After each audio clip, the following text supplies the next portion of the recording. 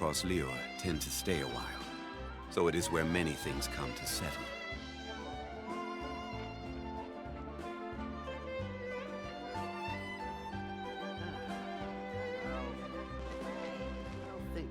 There'll be an extra fee for that. Rebooting.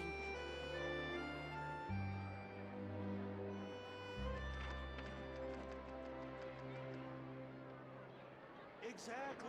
But none of them believed me! The world remains constant over the centuries. But human life is like the dew at dawn, or a bubble rising through water. Transitory.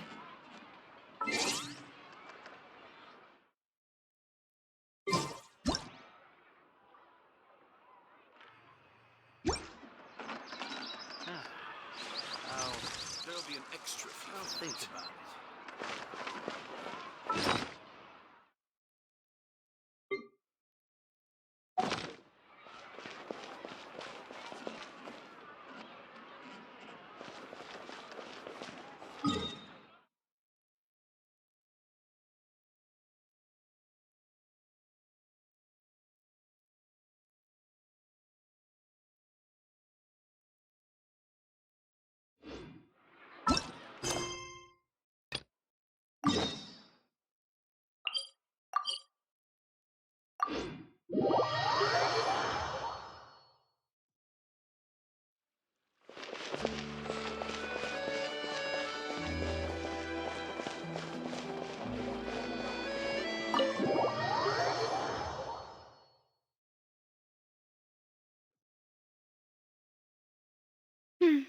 I came here several times with my father when I was little, but stopped eating here as often after growing up. I hope the food here will be to your taste. Oh, don't worry. We haven't eaten at a hotel like this in a while. Paimon's getting excited already. In that case, I'll go order for us first. Please wait here a moment.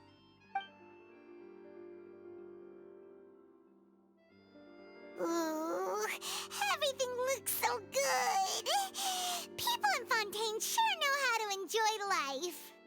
Why, of course. Go ahead, try whatever you like. If the food's good, I'll make a group reservation for the rest of Spina di Rosula next time.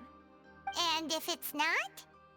Well, then I'll still bring everyone. Albeit with only one dish per table. You, sure have your own way of doing things. Oh, we called this a farewell meal, but we could also treat it like a victory feast, right? We did just win that case after all.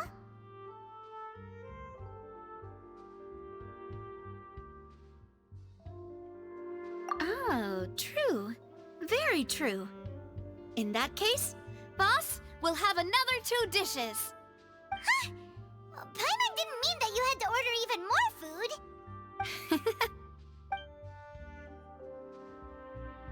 Speaking of cases, do you think that the mastermind behind the serial disappearances will get caught soon now that this has all happened? Well, we've certainly taken a big step forward, but I feel that's about it. We know that there's an organization that means to dissolve these young women, but we still don't know what they are really after. If it hadn't happened right in front of us, Paimon wouldn't have ever believed that a person could be dissolved like that. Right? Yet it was because this was such a preposterous notion that the investigation could never really move forward before. Ugh. If only that guy could have finished speaking. We were so close to hearing who was behind it.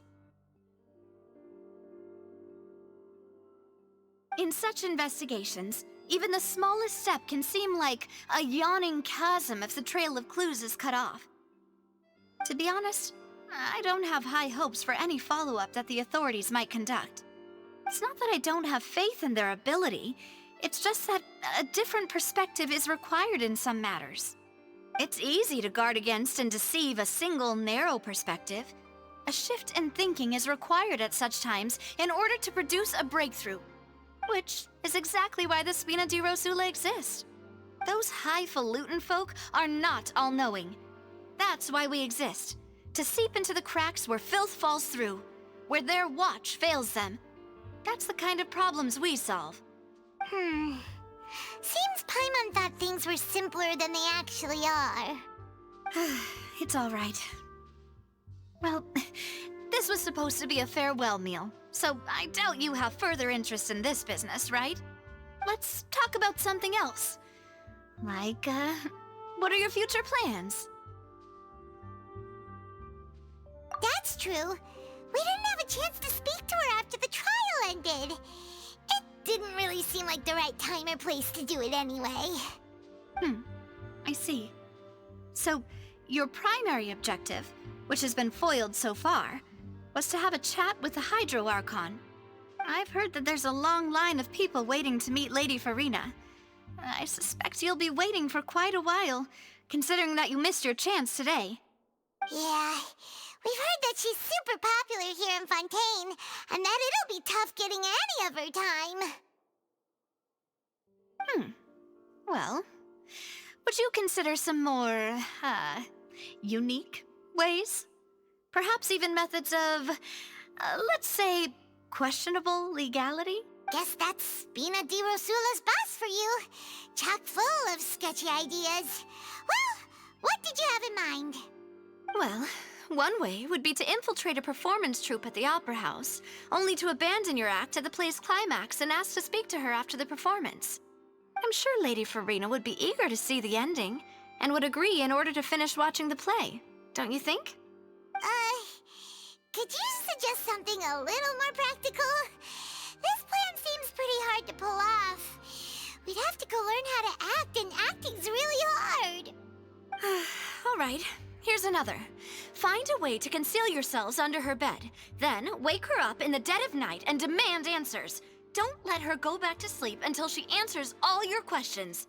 I can personally testify that this one works. When I'm sleepy, I'll do anything as long as I can finally get some sleep. That might work, but that's not really the problem.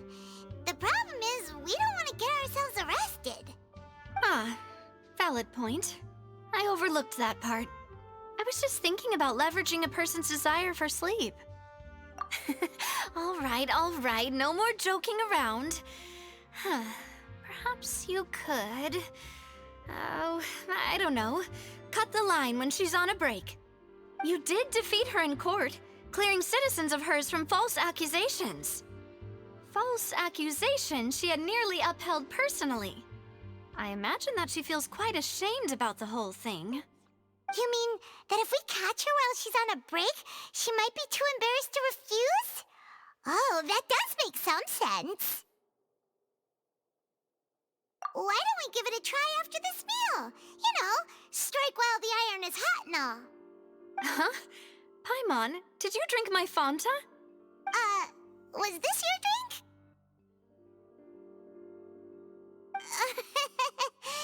Sorry about that. Paimon wasn't really paying attention and the cup was right next to Paimon. Would you like to order another? No, it's fine. We're just about done here. Alright. Honestly, Paimon wouldn't recommend Fanta anyway. It tastes kind of salty and icky. Is that so? Huh. Well, in that case, we'll have to blacklist the Fanta here then. If we're all finished eating, then I'll go pay. Yeah, we're stuffed. Thanks for the treat, Navia.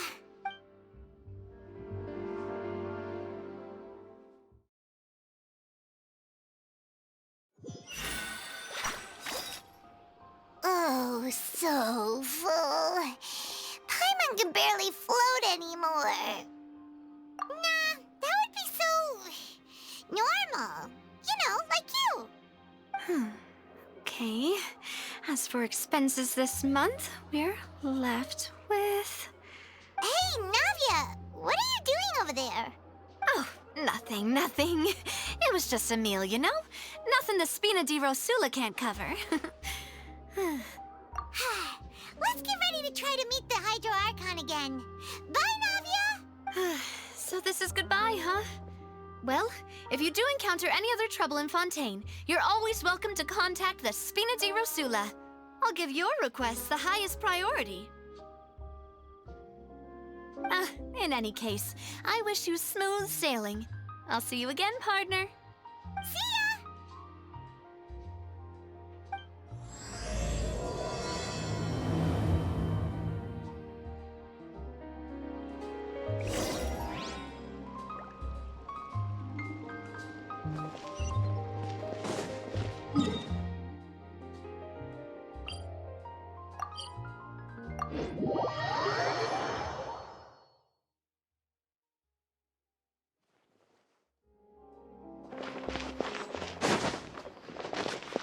Illusion shattered!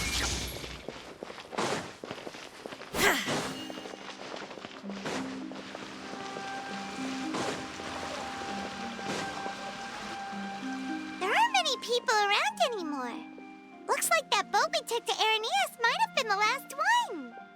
Vache. Looks like we're back here again. Huh? Traveler? Are you hearing voices again? Ugh. That's kinda spooky.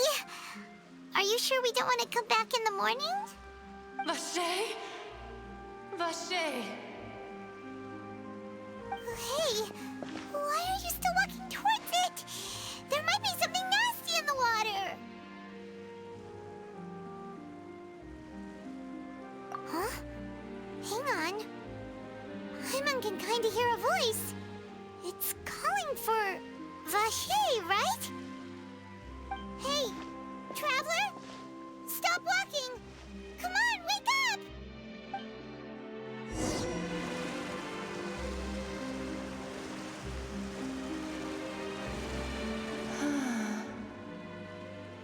Vache, are you...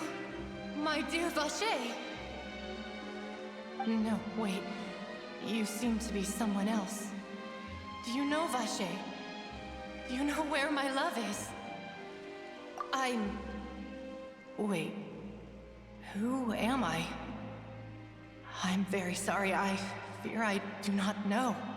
My memories feel like they have been washed away like a flood. So many fragments dissolved amidst the tide, never to be recovered. How much have I lost? How many things that I once held dear while on land have I since forgotten? Yes, that is what I was once. But now, I am but the consciousness of one who is lost, therefore. I do not know how I came to be like this either. I only vaguely remember being covered in light blue water, and then all grew dim. I also remember going to many places. I loved adventure, loved exploring places of peril. No matter where I went, Vache would go with me. I knew how dearly he loved me, and I also loved him equally as much. But now... no! Our reunion no longer has any meaning. There is no way for us to create any new memories. The thought of me gives him no succor, so let it lie forgotten beneath the waters. If you meet Vache, tell him not to look for me. Tell him to move on. That is the only thing I still remember. Perhaps that is so, as I was submerged in the waters, losing consciousness. I saw Vache above the surface. His eyes were filled with such sorrow, such longing. If only I could have comforted him, told him that I did not suffer. Indeed, I had felt a great warmth. Is that what you call it? Dissolving? If anything, I consider it a form of release. It was a state of neither fear nor frenzy, with only an endless peace, like the water's still surface. I could also liken it to being a thirsty person who drinks water for the first time, and only then sees how they have lived for so long in a world of endless want and anxiety. I think I hear your companion. It's time for you to go, I think. Farewell, then. I am glad that you were able to sense my presence. Remember, if you see Vache, tell him not to seek me out any longer.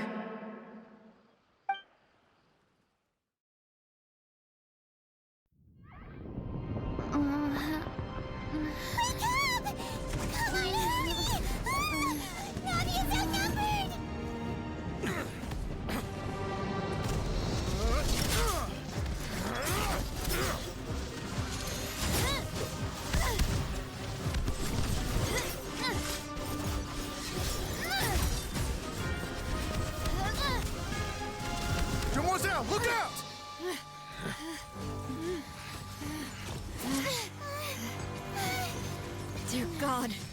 That's a whole army of Gardamex.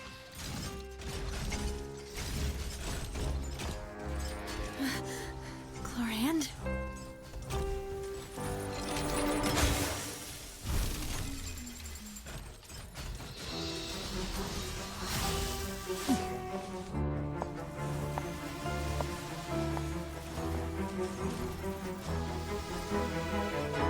Quick, now's our chance!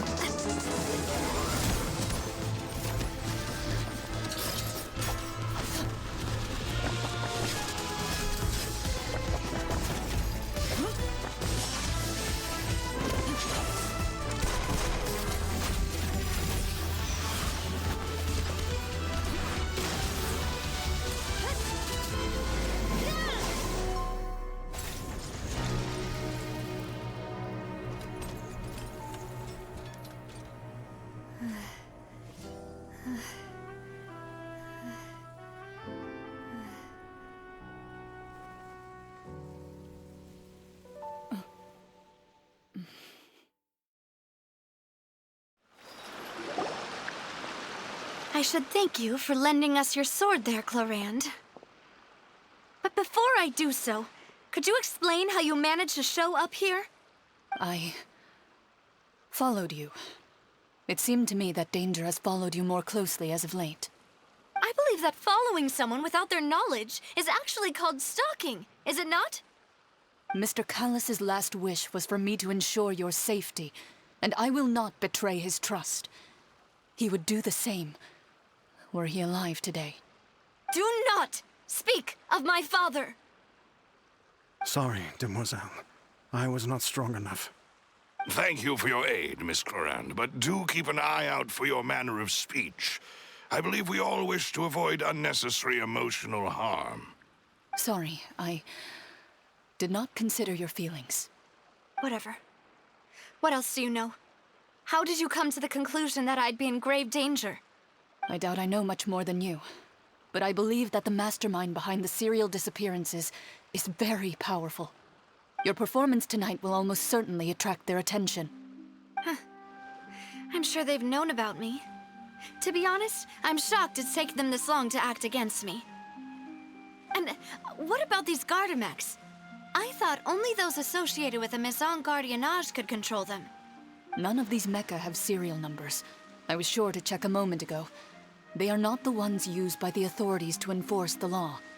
I can only conclude that some powerful or wealthy party must have obtained them via illegal means, deploying them as a private force of sorts. What?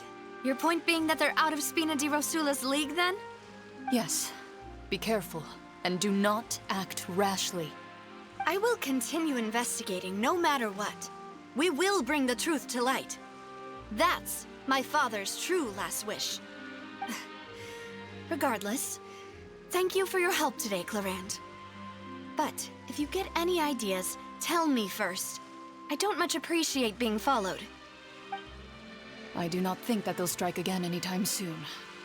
So I shall stop following you. Good day, all.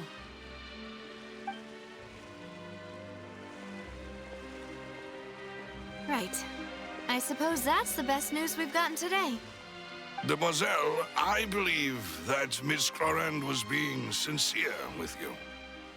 If we tried, we could attempt to thaw relations a little. I know, she's... Oh, thank goodness! Paimon thought we were done for! Those Gardamex came out of nowhere while you were unconscious, and Nadia and her gang saved us! Oh, and there was that champion duelist named Chlorand who came out to save us too! We got lucky there. Paimon probably couldn't have fought them off otherwise. Oh, come now. Forget all that polite talk. That wasn't really a farewell meal we had back there. Not for me, anyway. In truth, I hope that every meal we have together shall be a victory feast. As such, we're still partners. There's no need to thank me. It will take 50 years for me to match Demoiselle's magnanimity. If it were me, I would have joined the Spina di Rosula on account of her goodwill long ago. All right, you two. That's enough. Actually, Navia, how did you know that we were in danger? You sure did show up in the nick of time. Well, to be honest, you're the one who tipped us off, Paimon. Huh? Really? Paimon contributed somehow?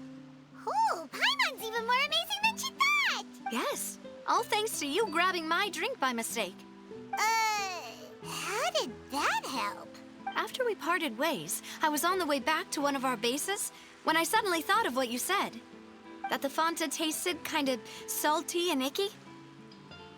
Fanta only comes in sweet flavors, so how could it have tasted salty? The color of the drink, if I recall, had also been a bit off. So the Fanta had been spiked with water from the primordial sea? Yes. So if you hadn't drunk that cup for me... Spina di Rosula is preparing the grandest of awards for you as we speak for saving the boss. Huh. Really? I sent people to Hotel de Boer to investigate, but whoever did this left no trace at all. That's when I figured out that you might be in danger and hurried here as quickly as I could. What? Why would they go after us, too? All we did was defend Linny in court and help clear his name. Ugh, now we're caught up in this mess, too, aren't we? Well, you did foil a plan that they were probably pretty proud of, and almost got their name in the process. Speaking of which, did anything strange happen when you drank the primordial seawater? Well, it can't be a coincidence that the Traveler fainted just now. She said that she heard that voice calling for Vache again. Oh, and this time Paimon heard it too, but it was real faint. Does this situation have to do with the primordial seawater then? Does that mean the primordial seawater raises someone's sensitivity to hydro when it's used on people who are not from Fontaine? That doesn't sound like too much of a bad thing, to be honest. New intel? While you were out cold? Well, let's hear it, shall we? Oh, that is important. Vache. That name doesn't ring a bell. I suppose he hasn't stepped forward as a witness in court lately. Since he saw that young woman dissolve, he was at least at the crime scene. But he never gave testimony or any information regarding people dissolving in the primordial seawater. Could he have been threatened? Yes, thank you. This is very important information indeed. We will continue to investigate. Oh, you mean you'll help us investigate? Well, you did say that our farewell meal didn't really count. That means we're still partners, right? And besides, we're in this now whether we like it or not. You're not gonna let those people who targeted us get off the hook so easily, are you, Traveler? Demoiselle, do try not to look quite so pleased. You are the face of Spina di Rosula, after all. You talk too much. Well, in that case, let's head back to one of our bases, shall we? I'll arrange accommodations for you. We also have some plans to go over, and hopefully we can deepen our bonds as partners. But we'll take that one step at a time, I guess. Don't worry, you two. With us around, our base is definitely secure.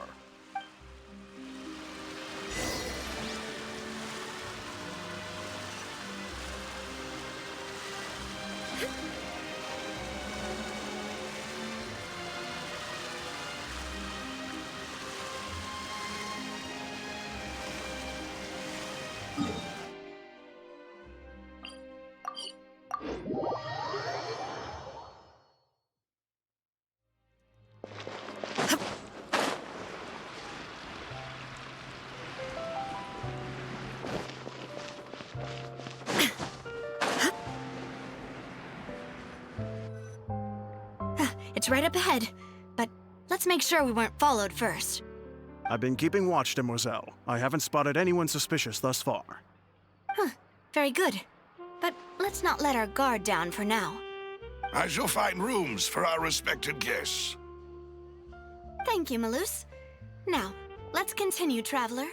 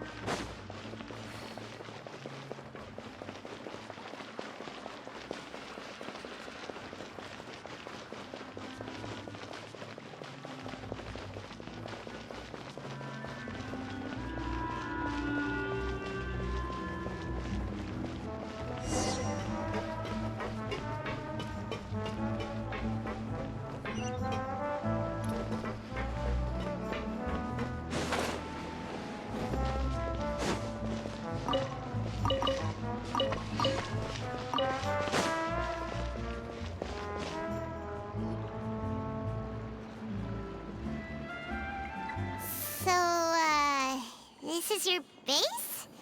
It's not quite what Paimon imagined. Your accommodations have been arranged. Under the present circumstances, I can confidently say it's the best we have. Well, our funds have been a little tight lately. After all, we don't allow illegal or unethical profiteering. In fact, our funds often come from citizenry who support us. Seems like it's tough times for everyone. But if you have the support of the people, that does sound like it's worth it. To be honest, our financial situation was a lot better back when my father was in charge a few years ago. I'm afraid I'm not quite his equal. Your father... he was the previous boss of Spina di Rosula, right? How did he... Demoiselle, if you'll allow me to explain. No. I'll explain it myself. I suppose I couldn't run from this topic forever. And as partners, this is something I hope they can understand. My father's name is Callus. Yes, the same one they call Callus the Unfaithful in the streets. 3 years ago, he was accused of murdering his own friend. But he chose a duel to defend his honor instead of standing trial. He died in the duelist's ring. Oh no. But I do not believe my father was a murderer. I'm sure he was set up. At the time, I believed that if he only stood trial and was duly investigated, something amiss would crop up and prove his innocence. But strangely, he not only requested the duel himself, but rumor has it that even after being seriously injured, to the point where he could be deemed as having lost the duel, he refused to surrender, determined to die in the arena. 3 years later, I still don't understand why he did that. How could he protect his honor if he's dead? If anything, he gave up his chance to defend himself. The closest piece of info I have is that my father had been investigating the serial disappearances case at the time of his death. Ah, so that's why you're so determined to get to the bottom of that case. That's right. I've also tried to investigate the murder my father was implicated in, but I haven't found a single new clue in my countless reviews of the investigation records. However, I believe that if the murder case is related to those behind the disappearances, they must know something.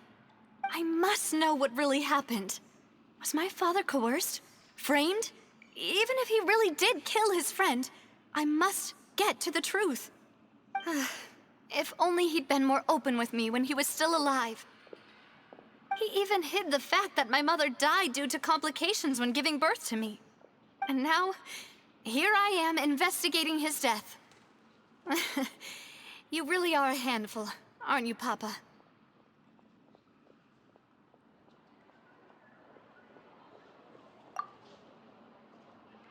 Demoiselle, please, if there is anything I can do, anything at all.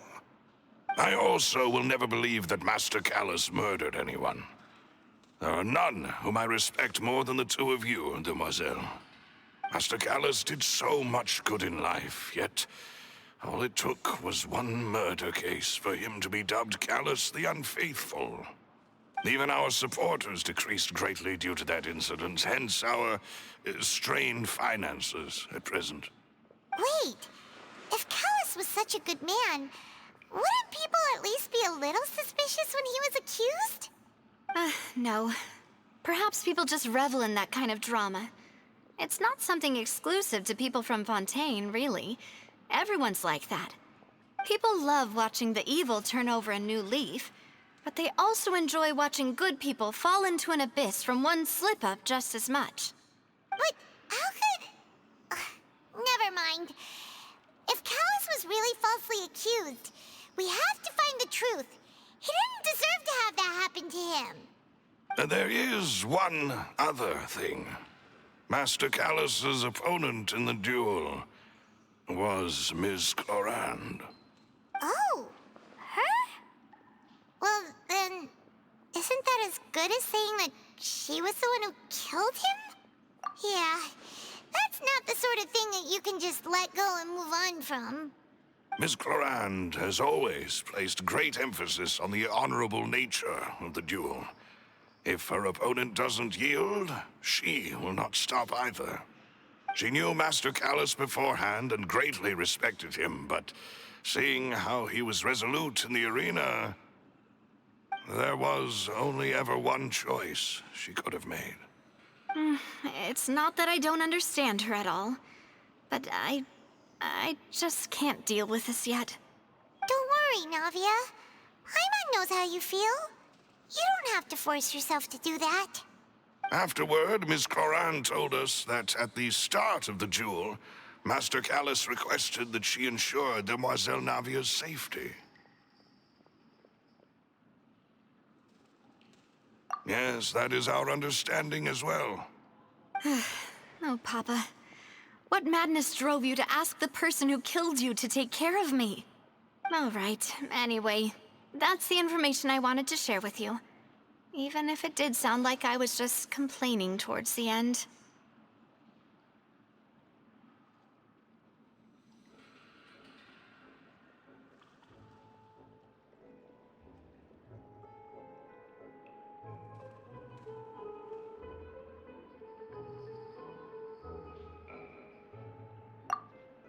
Thanks. You two should go and rest. This was quite a day after all. Yeah, Paimon's feet. Please, relax and get some sleep. We will ensure you rest soundly.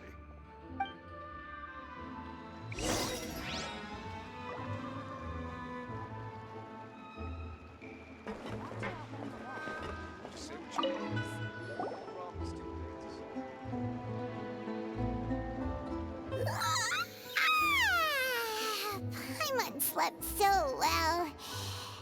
This place feels almost too safe. Huh?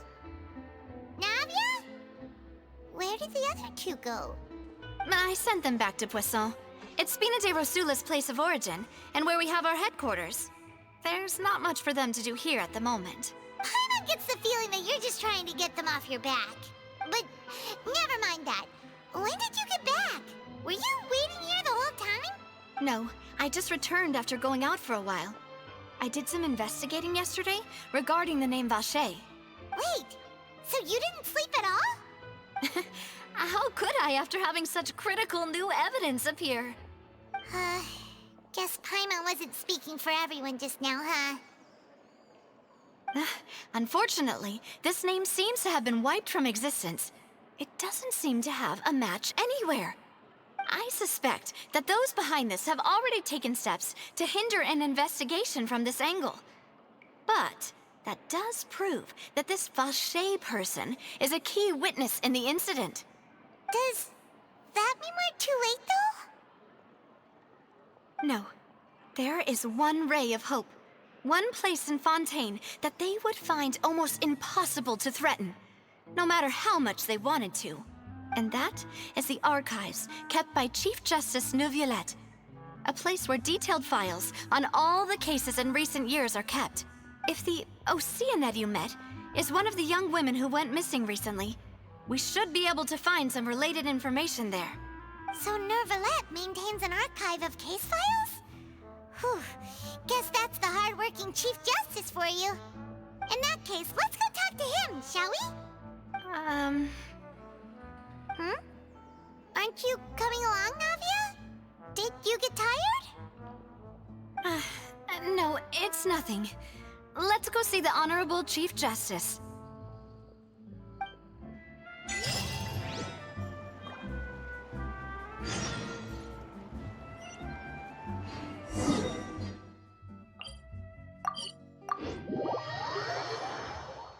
The Palais is right up ahead.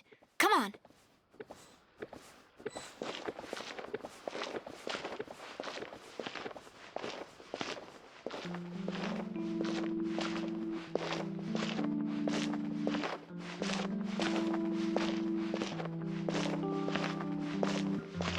I have to keep an eye on the deployment of guards at all times.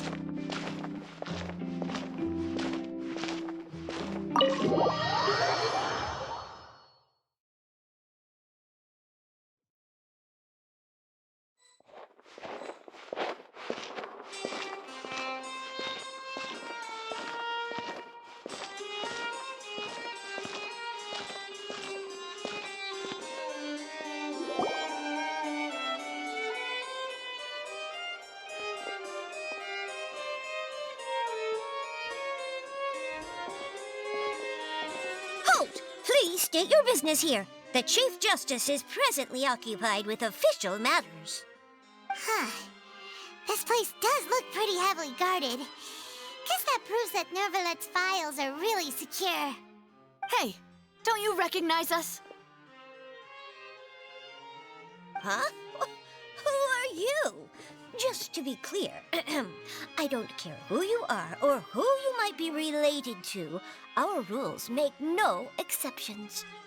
See? They've got great discipline, too. Yep. Paimon can tell. If you're here just to crack jokes, I can point you towards the exit. Unlike some, we're busy, so please leave if you don't have a reason to be here. No. What I meant to say is, shouldn't you remember us from a few days ago? We were at the trial of the great magician Linny. Oh, yes, I remember. I read about it in the Steambird. You must be Linny's attorneys. It's all coming back to me now. We're here today to report and archive some information on a follow-up case. Huh.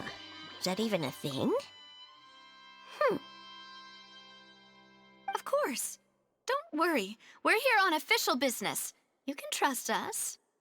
All right then, I'll let you through. The Chief Justice is just inside. Thanks so much.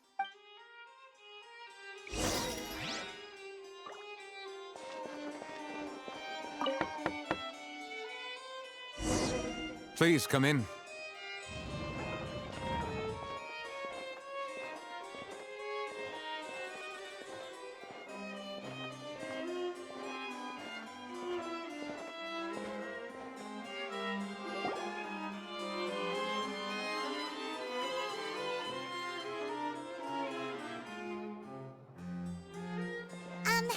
Sorry to barge in, Monsieur Nervalet. We only lied to get in because we didn't know any other way. It's all right. Please let me know how I may be of assistance to you. So you're not mad at us? We're looking for a man called Vacher. He may have been an eyewitness in the serial disappearances case. If we can find him, we may be able to unearth some key information on the case. Ah, I see. In that case, please wait here a moment while I browse through the files.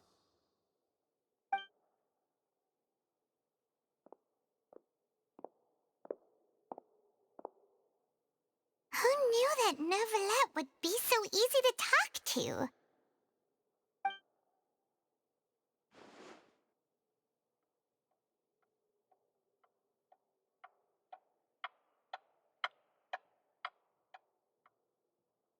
Unfortunately, I'm quite certain that no one by the name of Vacher has been involved in any case, criminal or civil, in the past several years. There are no records of him either in the files or in my memory. Traveler, what if it was really just a dream? Is that so? All right, then. Thank you so much, Monsieur Neuvillette. We'll take our leave now. Ahem.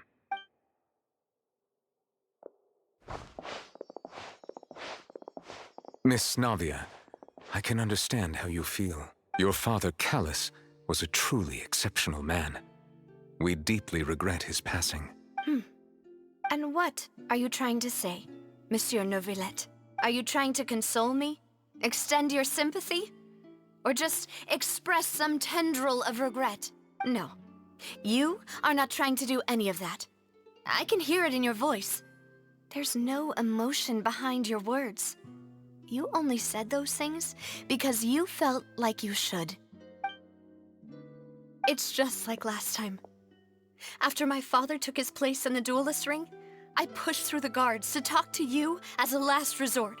You even told me then that you thought there was something fishy with the case, yet you still allowed the duel to go ahead. In your eyes, the value of a human life is nothing compared to those cold laws you hold so dear. If you truly regret my father's death, then why didn't you call a stop to the duel? Why didn't you give me the power to stop him from throwing his life away? Why did you just let him die, despised and hated by all?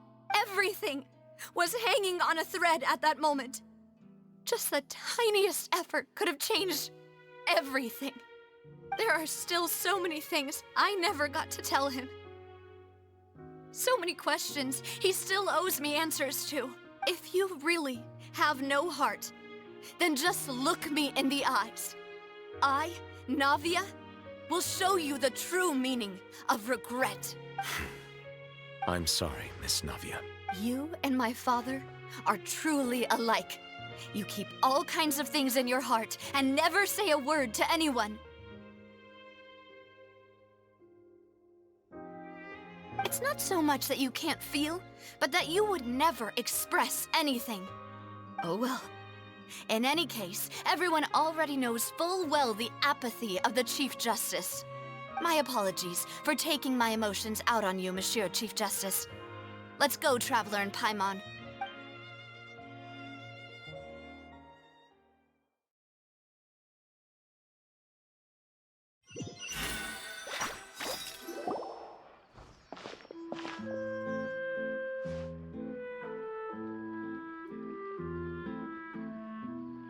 Navia, are you okay? I'm fine. Rain. It's raining. You're right. Wasn't it still sunny when we went into the building? And there shouldn't be any active trials today. How strange. Now that I think of it, on the day my father was convicted of murder, it was also raining. What is it? Did you think of something? Yeah, he was outside. It was uncovered and the rain could fall there. Why? Do you think the rain could have affected the crime scene? That thought has occurred to us before. We've even expanded the search area to try to account for that, but didn't find anything of value. Oh? Wait. You don't mean... So you're saying that the true murderer could have been turned into water and then got washed away with the rain? Yeah.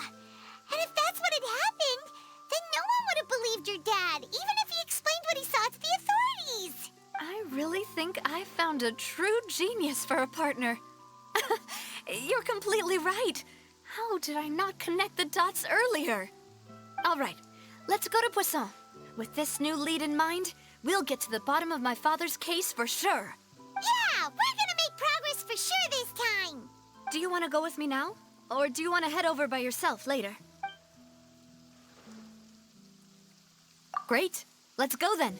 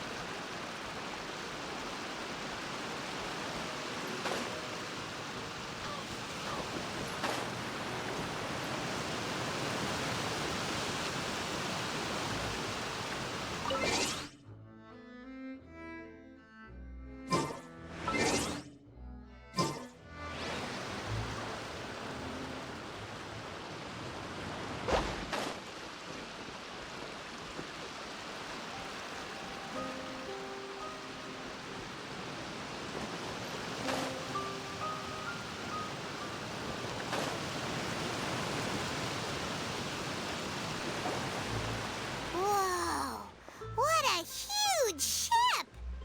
Why would a ship be anchored at a place like this? There's no need to be so surprised. While it may look like a ship, it's actually Spina di Rosula's headquarters. My father was the one who asked for it to be built like this. Perhaps our taste in exterior design is the only thing we occasionally had in common. A gigantic and glamorous ship embodies discovery, opportunity, ambition, and conquest. It symbolizes Spina di Rosula's bright and limitless future.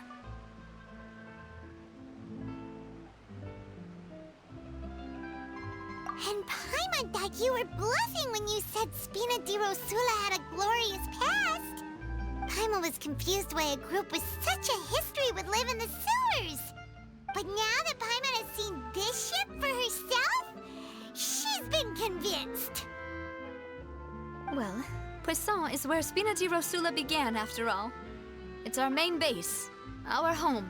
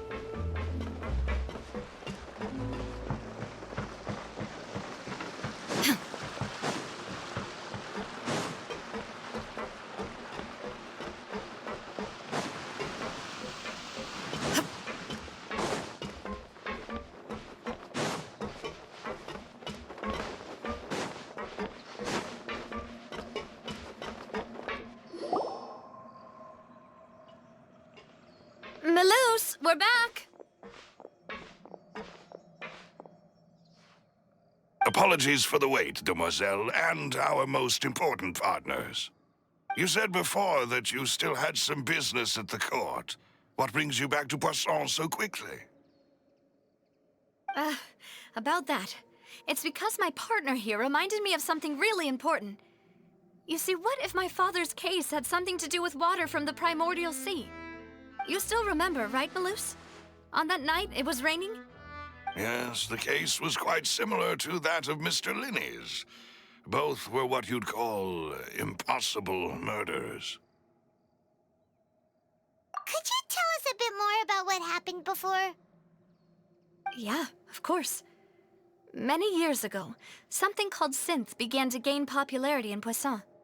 At a glance, it was a kind of drink that could excite your mood and produce many pleasant hallucinations. Wait! Didn't that guard guy who turned into water also mention that the primordial water could be used to produce some kind of potion? Yes, he did.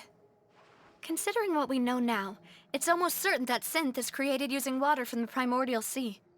If you drink synth for an extended amount of time, you'll suffer many side effects, such as losing the ability to focus or control your emotions.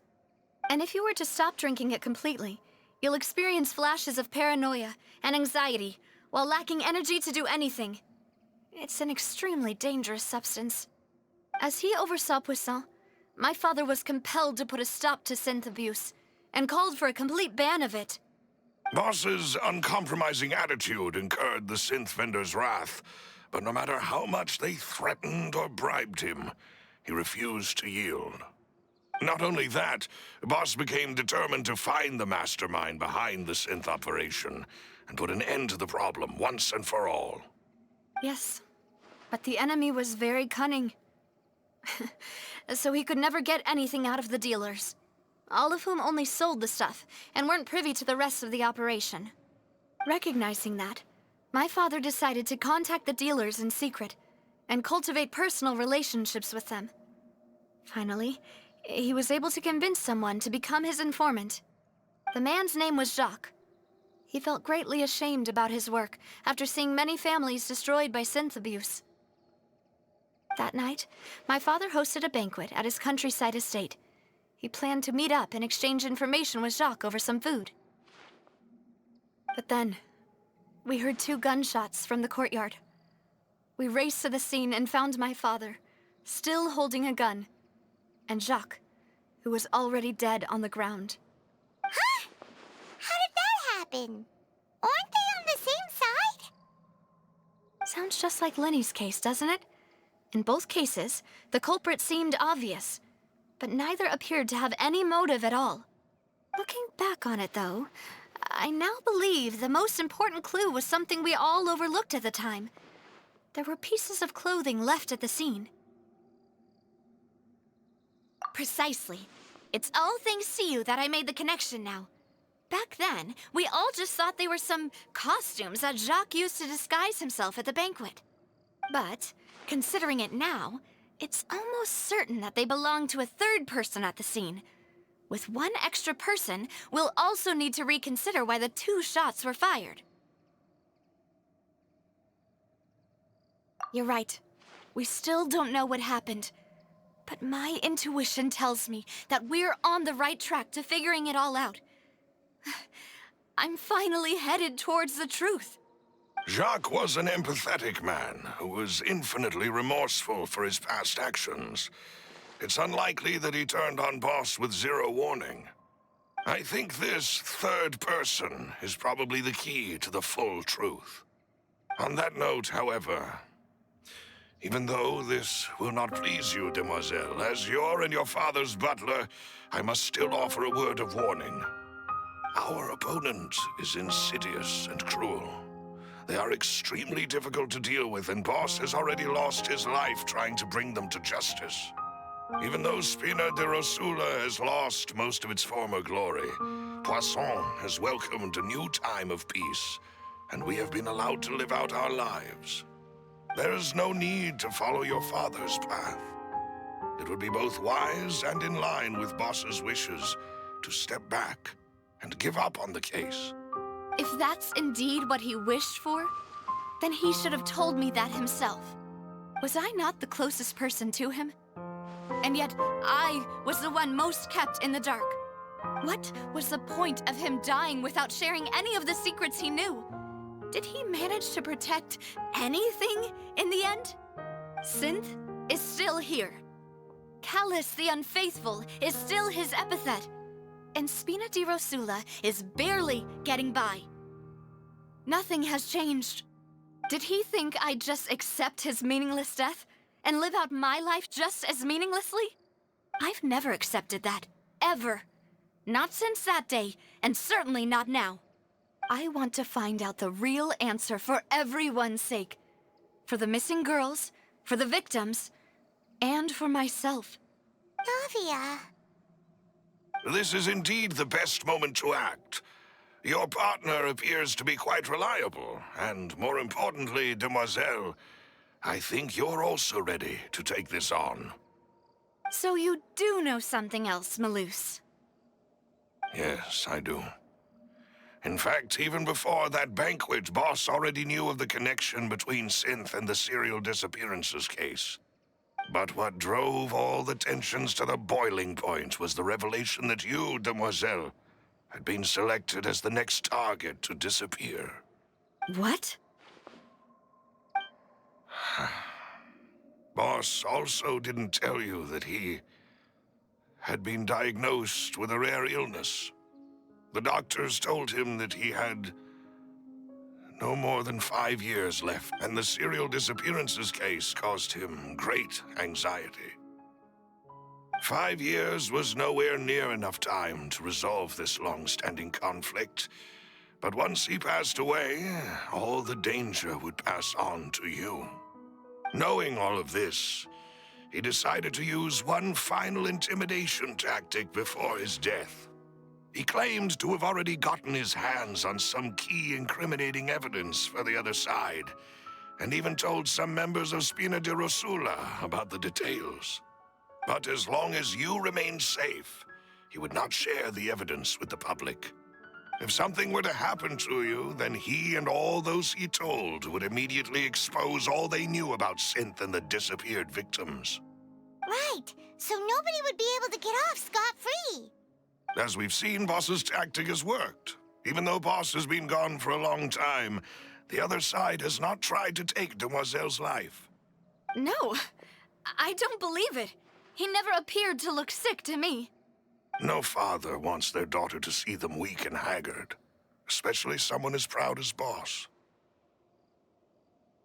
To him, dying in a duel and suffering lasting dishonor as the Unfaithful was still far preferable than losing face in front of his daughter. So he chose to die in silence, so that he could protect me. I'm afraid you're not understanding this correctly, Demoiselle. What Boss wanted to hand to you was not a parasol, but a sword. If Boss's spirit could hear you telling me that you want to find the answer for the sake of everyone involved, I'm sure he'd be extremely proud. That fool. Couldn't he have just given it to me straight? No. He might have set up everything precisely because he never thought I'd be able to understand him. Is that the amount of confidence he had in me? And what if I was never able to make it to where I am now? Yeah. I suppose that's true. With the way he'd set things up, if I had wanted, I could have just lived out my life without a care in the world. But thankfully, he rarely talked to me about complex matters, and thus understood little of me as a person. In this case, he really didn't need to give me an easy way out. Malus, what was the key evidence that he shared with you? It's the location where Synth is produced. Essentially, it's the enemy's headquarters. When he was threatening the enemy, Boss didn't share the specifics of the incriminating evidence he found. But if you want to use it against the enemy, you'll still have to take several things into consideration. Why? If we know where the place is, can't we just go storming in? You mustn't forget that we're fighting against a mysterious and dangerous organization that's been in operation for decades. There's no telling what might be lying in wait at their headquarters. We also have no idea what kind of evidence we may be able to find inside, nor what people we may be able to capture. But a single visit to their headquarters would be tantamount to a formal declaration of war. The worst case would be that we leave empty-handed, but also open ourselves up to full retaliation. Then, in that case, why not work with the Fontaine authorities? Well, you saw one of them dissolve during Mr. Linney's case. We have no idea just how thoroughly they may have been infiltrated. Huh. That's true. Seems my father really had no choice. But things are different now. It should be a lot easier to prove the other side's guilt, now that we've connected Synth with the disappearances case. You sound like you've put a lot of thought into this, Maloose. I am the butler, after all. I live but to serve the boss and Demoiselle's will. I've always been willing to take on any kind of risk for your sake. But considering my relative lack of ability, I've spent my time keeping secrets, performing basic investigations, and waiting for the right time to come. Thank you for all of that, Maloose. Have you discovered anything new in the past few years? Let me think. One conclusion I came to is that the enemy must be quite familiar with Spina di Rosula, or at least have an informant planted here. When I announced orders to the organization's members on Demoiselle's behalf, I used to deliberately keep a few people in the dark and observe the reactions of the synth vendors. If the vendors didn't change their plans, then the individuals informed of our orders must be innocent. If the vendors packed up and fled, however, then someone must have given them the news. After several rounds of testing and investigative tracing, I've narrowed the suspect list down to 3 people. The first is Florent, Spina di Rosula's senior advisor. Huh? Florent? Yes, surprising, isn't it? He was one of the people Boss trusted the most, which also means that he was someone who understood Boss really well. Thanks to his position within Boss's innermost circle, he always knew our upcoming plans and could thus avoid capture this whole time. There's someone else like him too. Marcel, the head of Confrérie of Cabrières. Uncle Marcel.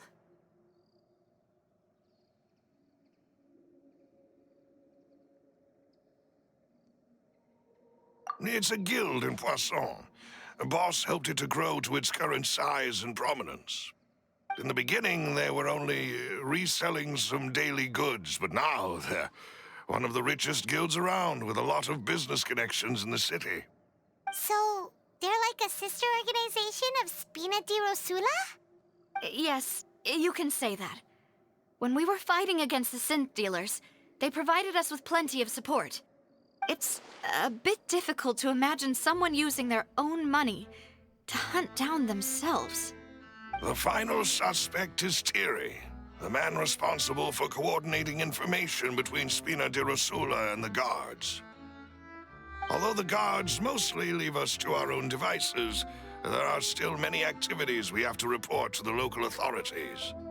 Since Thierry is always in the know about our current activities, he could theoretically always plan one step ahead. I see. These are all people who I communicate with quite regularly. To think that the enemy we've been fighting against has been right next to me all along, among those I trust the most. It's almost too hard to believe. If you want to investigate them, please take every precaution to not alert the quarry. Judging from our experience, the enemy is extremely cautious. Of course. And thank you, Maloose. You've provided us with a lot of great information. You're too kind, my lady. I'm just doing my duty. And before I forget, proving Boss's after that incident, Jacques' wife and daughter were taken into the Spina's care. They still live in Poisson today. If it might help, you could also pay them a visit. I can make the necessary arrangements. Oh, thank you so much, Malus. You really are the best. A new case awaits, my dear partner.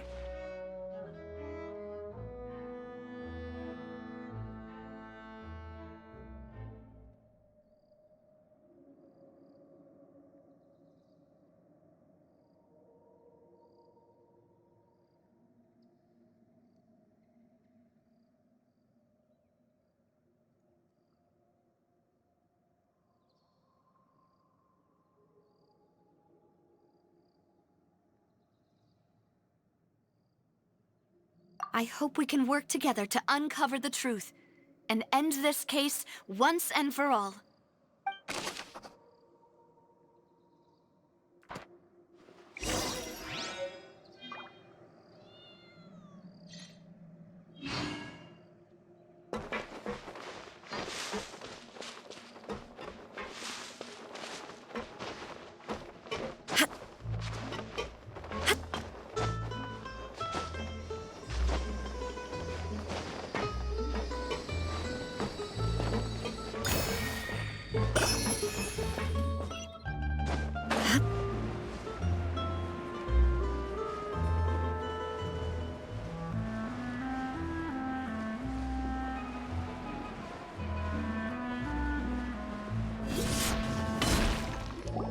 It is settled, then. Please excuse me, and enjoy your conversation at your leisure. Thank you for arranging everything for us, Malus. Excuse me, miss. Do you need anything from us? Oh. Hey, Navia's all quiet. This isn't like her at all. I'm sorry that I only came to visit after all this time. After what happened, I didn't know how I was supposed to face the two of you. Ah, if it's about that, there's no need to apologize. After my husband died, Spina di Rosula sent us a lot of mora and support. I understood your guilt and apology to be genuine. But aren't all of those things nothing compared to the loss of Jacques? I can understand the kind of pain that comes with losing a father so needlessly. You don't understand at all. I didn't know how to face you, because I didn't know what I could possibly bring as a consolation gift. I know only the full truth could bring closure to you, and to all of us. Mm-hmm. I'm sorry. I appreciate the sentiment, but you don't have to carry all that guilt. On the matter regarding my husband, my daughter and I have more or less found our answer already. Would you mind sharing it with me? I really can't believe that my father could ever bring himself to shoot Jacques. I always knew that my husband's money was earned through others' suffering. He told me countless times that if he could turn back the clock, he would never go into the synth business again. He had many regrets, and felt that he took the idea of providing for his family too literally. For the longest time, he thought Mora was everything. So when Mr. Callis came to him with a proposal, he accepted it almost immediately. He tried to be as careful as he could, but even so, he was still found out by the higher-ups. They found out about his betrayal? Papa didn't say that exactly, but Papa did tell me that I should never be ungrateful. Before he left that day, he told me that he had no choice. It was only later that I realized it was his final farewell to the two of us. I don't know that for sure, but you could say that's the conclusion I eventually came to. Which is why I'm the one who should feel guilty. Callis had always taken great care of us, both when he was still alive and after he passed away. Even if he fired the shot that killed my husband, it was likely in self-defense. It is impossible for me to hate him for what he had done. But Mama, why is Papa still the bad guy if he did the right thing? Papa always wanted to be a good man, So why did he have to do a bad thing in the end? Well, things aren't always as they seem. You still feel like your papa was a good man, right? Yeah. Papa was a really good man. The best in the whole world. Then you should hold on to that.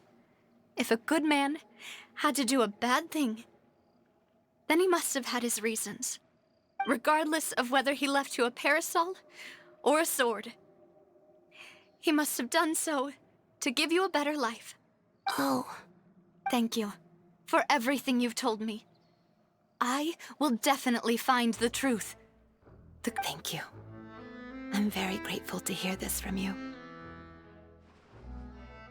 Even though your personality is quite different from your father's, your determination when you speak is really similar. You really think so? That's the first time anyone said that to me.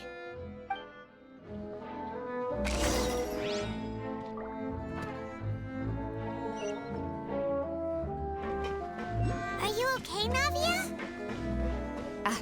I'm fine. Don't worry. Let's investigate the 3 suspects next. Florent should be nearby, and we should be able to find Thierry and Uncle Marcel in the city. I'll get myself together on the way, so please don't worry.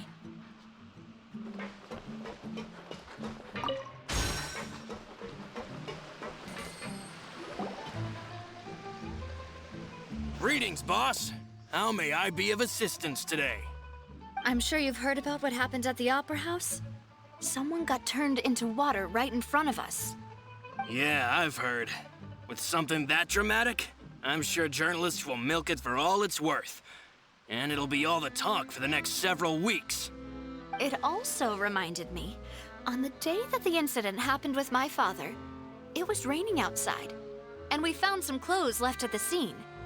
After my partner here put the dots together for me, I feel like we should try to reopen his case. Can you do me a favor and try to recall what happened that night? Let me think. Mr. Callis was feeling pretty upbeat that day. So he was drinking and bantering away with us at the table. After that, he told us that he wanted to go get some fresh air. So we let him go without thinking much of it. Who knew that we would hear 2 gunshots ring out right after? My first reaction was that Mr. Callis's life was in danger. So I grabbed my holster and made a mad dash toward the scene. But when I got there, it was already too late. Mr. Callis was standing over a dead body with a gun in his hands. All we could do was look back and forth at each other, not knowing what to say. So you also remember 2 gunshots then? Indeed. The guard said that the first shot didn't hit anyone, while the second killed Jacques. But I've never really bought that explanation. Reason being, Mr. Callis had left his gun on the table. I even made sure to confirm that before running to the scene.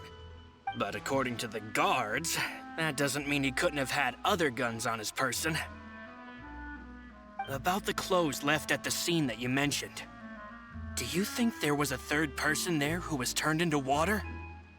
At least from our perspective, my father had no reason to kill.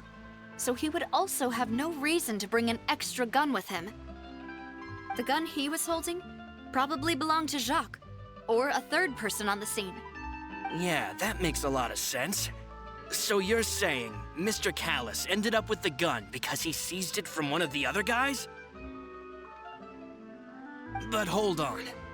If that's what had happened, then why didn't he share the truth with any of us? He didn't even want to face the Oratrice machine, and chose instead to prove his honor in a duel. Did he lose all faith in the courts after seeing someone dissolve right in front of his eyes? About that, Malus told me a thing or two. So, I think I can understand why he committed to the duel. I'll tell you everything once the whole truth has been revealed. I understand. Then I'll leave Mr. Callis's honor in your hands, boss. And if I may just say one more thing. The whole Callis the Unfaithful epithet has been a thorn in my side since the day it was invented. Many people have laughed at me for still calling him Mr. Callus, even after so many years have passed. But it was Mr. Callus's trust that allowed me to rise through the ranks of Spina di Rosula and live the life I lead today. No matter what others might say, he'll always be the man I respect the most. And he'll always be my boss. Don't worry. I will definitely find the truth. You and all our other comrades at the Spina deserve to know the truth as well.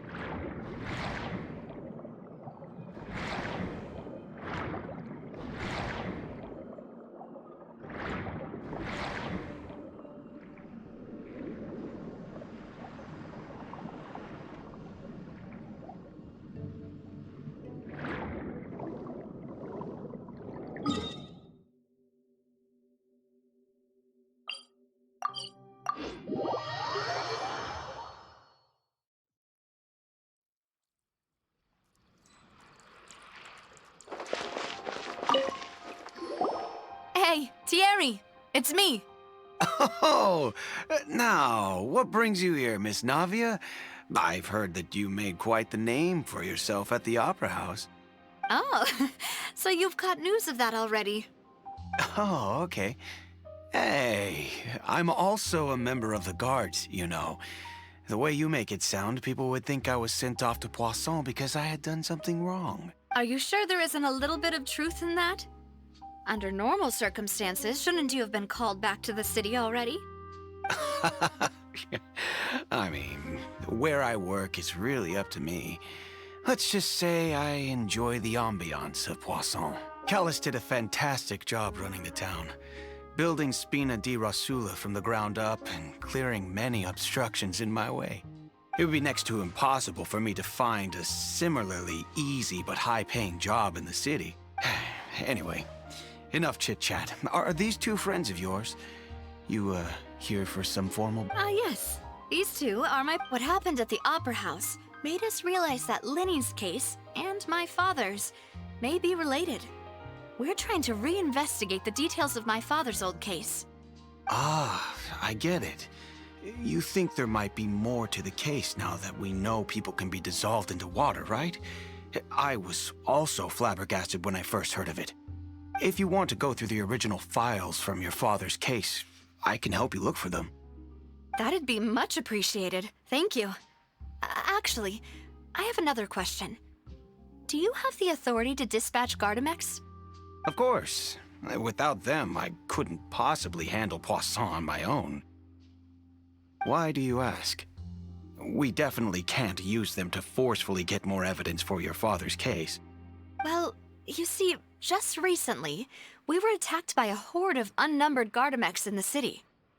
So, if you hypothetically wanted to do something against me, all you would need to do is get rid of the mecha serial numbers and send them after me. Then you think too highly of my abilities. Dispatching mecha is very different from controlling them. If I had to make an analogy, when you order a dish, the chef will make it for you. You can ask the chef to cook, but not to massage your shoulders or carry your baggage. If you try to make unreasonable demands, the chef would just think you're out of your mind and ignore you completely. The same goes for me and my Gardamex. Removing a serial number is also not as easy as you might think. There are a lot of complex steps to it, and it's almost impossible to keep it a secret. So I can promise you, those mecha were definitely private units. They're certainly not cheap. So, whoever their owner is must be super rich, powerful, or both. Now that you mention it, though, being in the synth business would definitely be profitable enough to afford this. Oh, then you're officially in the clear, Thierry. Oh, well, thank you for the vote of confidence, Navia. Jokes aside, I'd like to wish you all the best with your investigation. I'll be staying in the city for a little while, so just come find me if you need any support from the guards.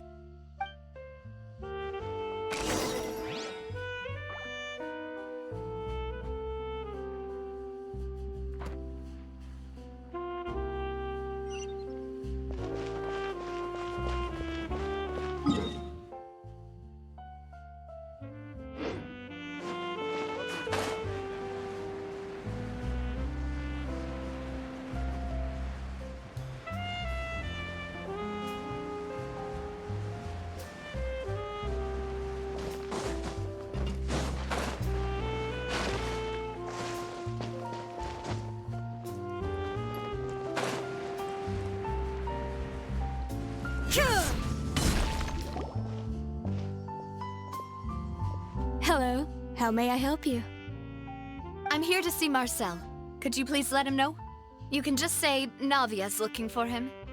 Sure. I will let him know right away.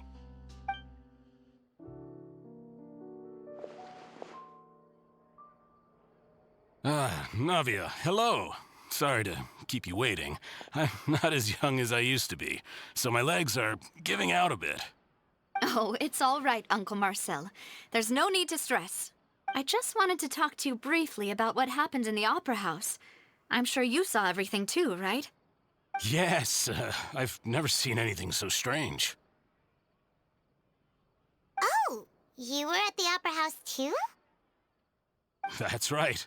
I went there with Navia to see the magic show. Who knew it would turn into a whole murder mystery? I also witnessed your marvelous sleuthing work. Quite impressive. To beat the Hydro Archon at her own game on her own turf, I can already imagine everyone in Fontaine discussing your exploits over a few glasses of wine. Oh, Paimon doesn't want to become the talk of drunkards. Apologies. It's just how Fontaine is as a nation.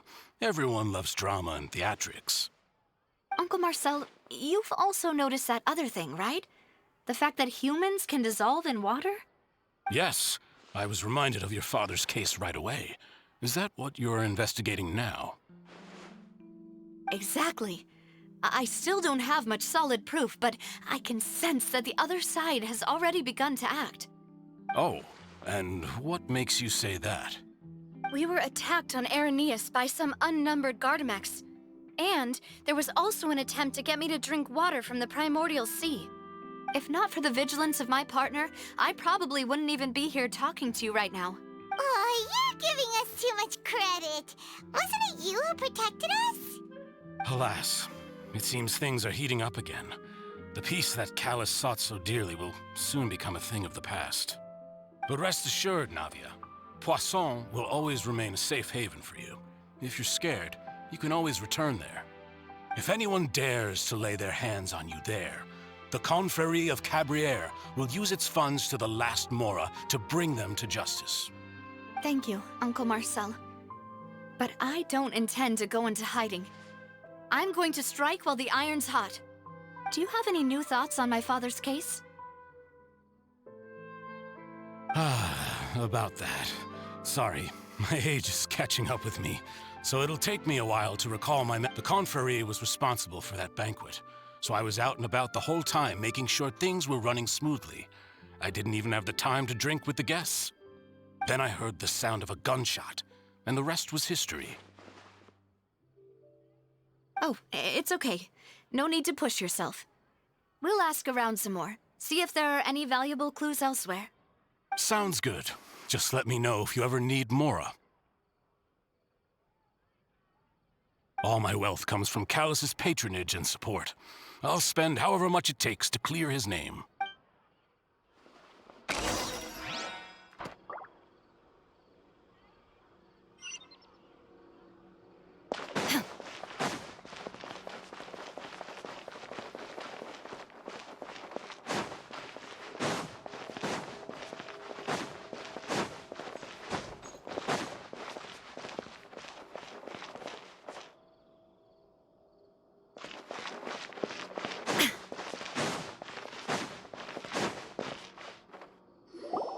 We've talked to all 3 suspects, purely based on their conversations with me.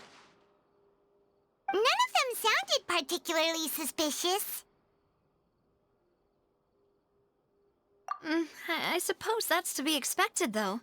If a single conversation's all that's needed to find them out, then my father wouldn't have needed to investigate the case for so many years. Anyway, even though we didn't make a breakthrough, let's still compile what we were able to find. But where should we start? Ah, you're right! Flora mentioned that Callus probably only ended up with the gun because of circumstance. That makes sense. According to Jacques' family members, he already told them that he had been discovered, and that he had no choice before he left home that day. If I had to guess, he probably received an order from the synth boss to kill my father. Had he refused, he and his family's lives would have been forfeit. So, Jacques fired the first shot? Oh? And why is that?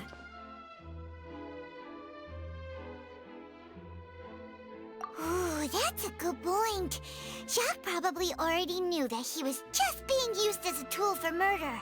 And once he had completed his mission, he'd be of no more use to his boss.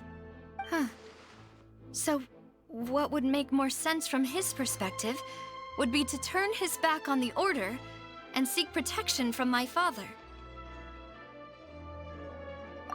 Makes sense. But without evidence, that's still just a theory. Besides Jacques, the attack from the Gardamex has been bothering me quite a bit as well. It's obvious that our enemy has become more antsy after the secret of the primordial seawater was revealed. Do you think he knew, even then, that we'd follow this lead to the end? Given everything that's happened since, it's quite possible. But who among the 3 suspects would have the ability to control privately owned Gardamex?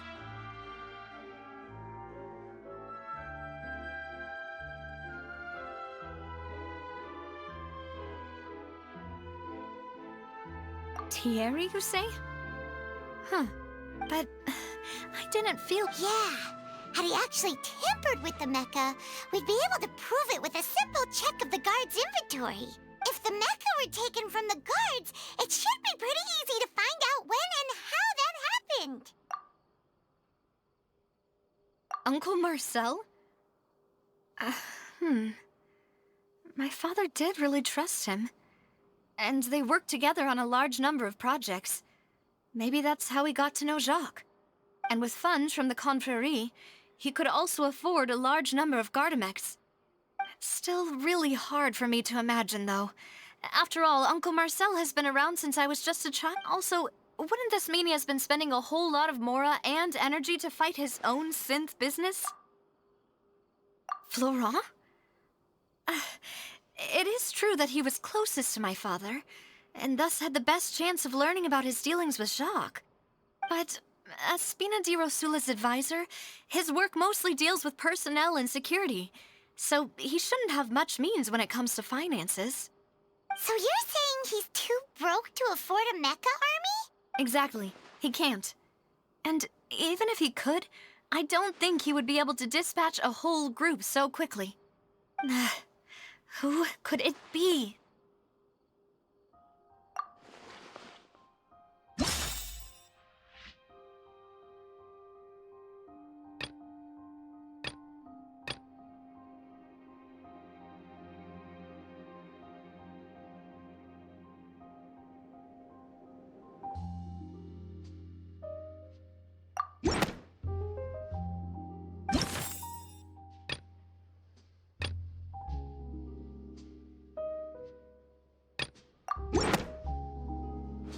You know, if you think everything through, Uncle Marcel is indeed the most suspicious of them all. Could we be missing other suspects? Malus didn't know about the people turning into water thing when he narrowed it down to these 3, did he? Malus has always been very reliable, and his judgment of others' trustworthiness has been fair and well considered. When he laid out his case for the 3, The rationale he gave me made a lot of sense as well. The suspect is knowledgeable about the Spina's internal affairs, has the means to dispatch Mecha to assassinate us, and possesses significant intellect and foresight. Even if I don't want to believe it, I'm starting to see how things could all tie back to Uncle Marcel. Well, we still have another trump card on top of all the theorizing and speculating.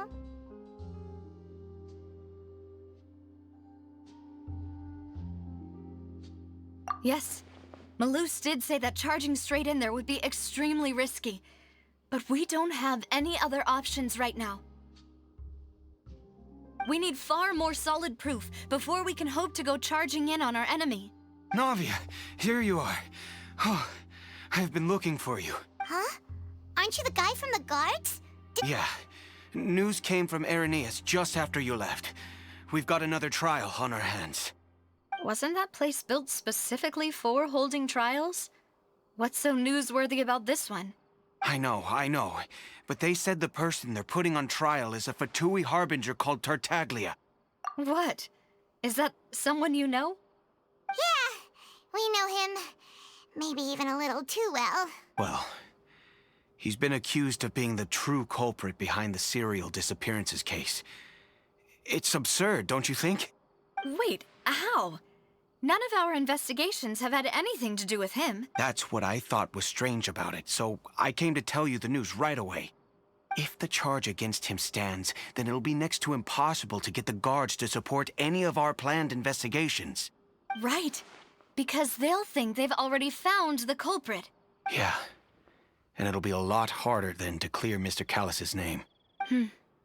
I understand. Well, partner, what do you think we should do? We still haven't found any conclusive evidence. Huh? Split up? What do you mean? Just as expected of my partner. Since this is a trial about the serial disappearances case, the culprit's attention will be focused on Irenaeus, leaving his home base wide open. You're right. This is our best opportunity. All right then, let's do this. I'll stall them at the Opera House and charge Marcel as the true culprit. I won't have any chance of making that charge stick, though, unless we find more evidence. It'll be up to you to make it back in time and hand the decisive evidence to me. We'll help you, just like you helped us in Linny's trial. Demoiselle, please allow us to accompany you. I'm ready. Malus, Silver, when did you two get here?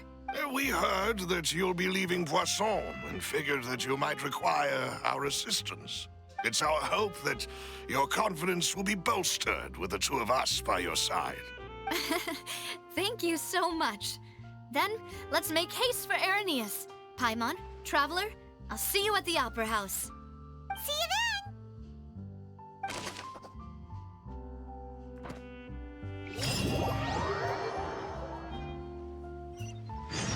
Now that Navia has set out for Irenaeus, we should also get going. The location has already been marked on the map, so let's head over. Huh. According to Malus's info, the synth production base is underwater. Let's go and try to find the entrance.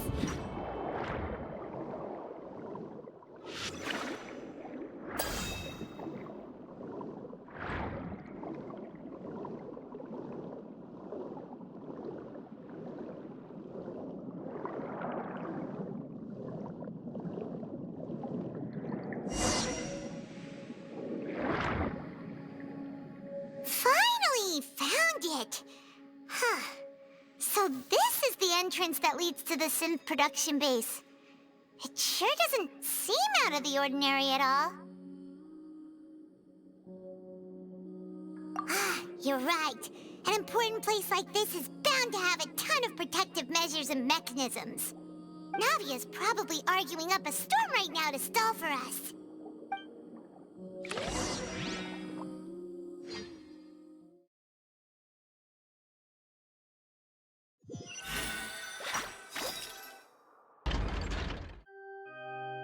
It would appear that I must repeat my question again, Mr. Tartaglia. Do you accept the charge that you are the true culprit behind the serial disappearances case? To be perfectly honest, I don't understand your country's complicated court system, or the reason why I'm being charged with something I've never even heard of. However, I did hear that people who have been charged can choose to participate in a duel to clear their name. Is that right? In which case, as long as I accept the charge, I can have an all-out fight with that champion duelist Clorend, right? I've got to admit, that's one of the most enticing offers I've ever received. When I privately sparred with her last time, she was obviously holding back. Real disappointing. Hey! Don't you understand? You're currently the prime suspect for a major case. This isn't the place for you to be looking for fights. Oh? Sounds like the Hydro Archon wants to lecture me on the ways of the Opera House. Then why don't you duel me too? I'm the kind of student that learns best in the heat of battle. No. That's not what I meant. Alas, it would appear that communication with the defendant is going poorly, and we have made very little progress. In that case, let me explain everything from the very beginning again. The goal of this trial is to determine the culprit behind the serial disappearances case. That case had nothing to do with him. You've got the wrong man. Huh? What's going on? Why is she interjecting again? I told you it couldn't be one of the Fatui Harbingers. Miss Navia, this is the second time you've interrupted the court proceedings. I only tolerated your behavior last time because you were able to provide the court with a key eyewitness. But that was an exception rather than standard court protocol. I can very well charge you with contempt of court for your interjections. Oh, please. Did you ever think I had any respect for this place's pointless theatrics? We can put that discussion aside for now. I'm not here to argue with you. I'm here to charge the true culprit behind the serial disappearances case. And if my charges prove true, then Tartaglia here will be proven innocent by default, correct? Oh, a young lady has charged in and offered to clear my name. How fascinating. Well, I'd gotten half bored to death by all these rules and procedures anyway. So I'll take you up on that offer. So, Your Honor, is there nothing else for me to do now? You may take a seat for now in the audience, but that doesn't mean the suspicions against you have been lifted.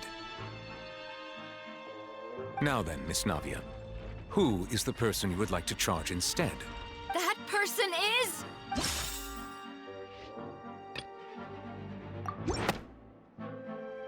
Marcel, the head of Confrérie of Cabrières.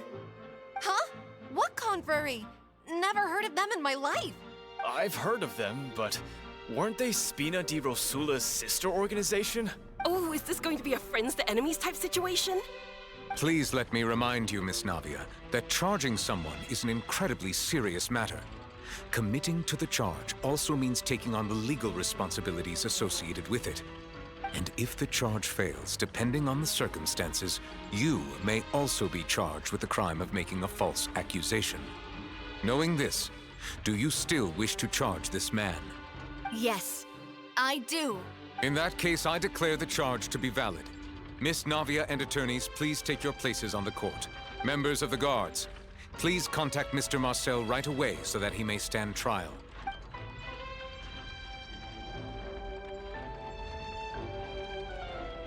Mr. Marcel, you will not require an attorney. Is that correct? Apologies. It all just happened so quickly. I still haven't figured out what's going on. I think an attorney won't be necessary. This is probably just a misunderstanding between me and Navia. Very well. In that case, since both sides have now arrived, Miss Navia, please present your charges. I would like to take everyone back to 3 years ago, to the case of Callus the Unfaithful. Only through elucidating what really happened in that case can we connect all the dots for the serial disappearances case. Navia, do you really think that I was the one who killed your father? Come on, why would I do that? Callus was my benefactor, and remember both you and I only ran to the scene when we heard the sound of a gun. If that's enough to make me a suspect, wouldn't that make everyone at that banquet a suspect as well? I think there's no point in getting into the specifics right now. The audience doesn't even have the big picture yet. Even I'm struggling to remember some details of that case. Exactly correct, Your Honor. I must refresh everyone's memory about that case before I can explain my charge and reasoning. I see. In which case, I will recount the findings about that case as originally recorded by Maison Gardiennage.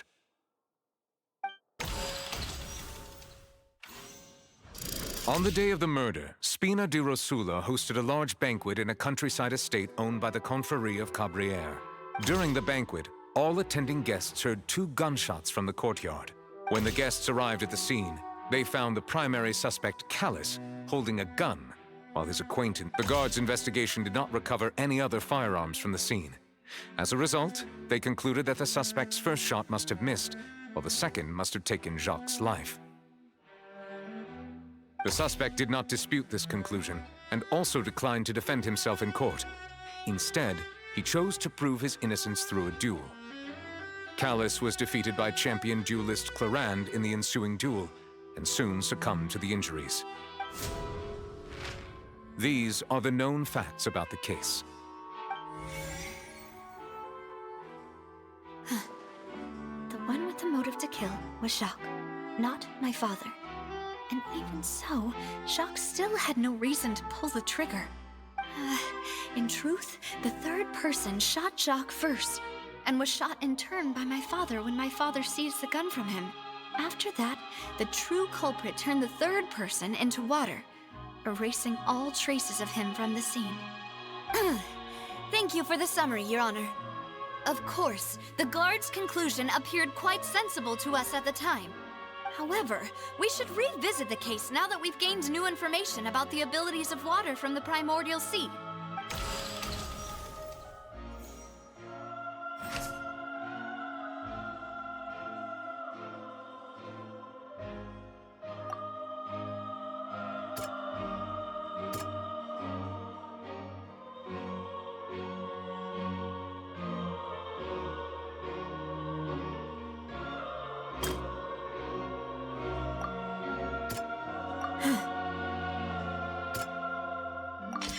The testimony of the victim's family confirms that Jacques had thoughts of assassinating Callus when he set out for the banquet. However, in the end, he reconsidered, and instead shared everything with Callus, hoping to seek the latter's protection. Unfortunately for Jacques, the true culprit had already considered this possibility, and had sent out another assassin.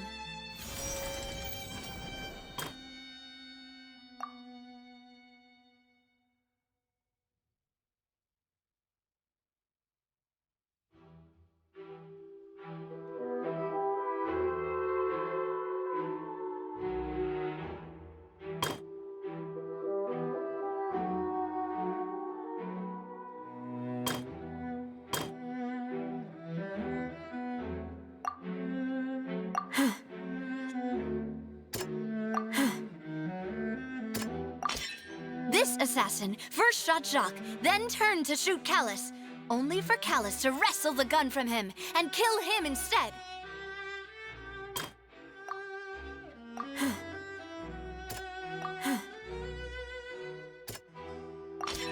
A pile of clothing was found at the scene. The guards once believed they were used by Jacques as a costume to disguise himself. But now, it is clear that the clothes were proof that there was a third person at the scene, and that they were turned into water after committing the murder. Since it was raining that day, the culprit was confident that they could use the rain to wash away all traces of their dissolved accomplice. Realizing this, the true culprit caused the hired assassin to dissolve into water, leading everyone to believe Callus was responsible for Jacques' murder. This is the true version of events.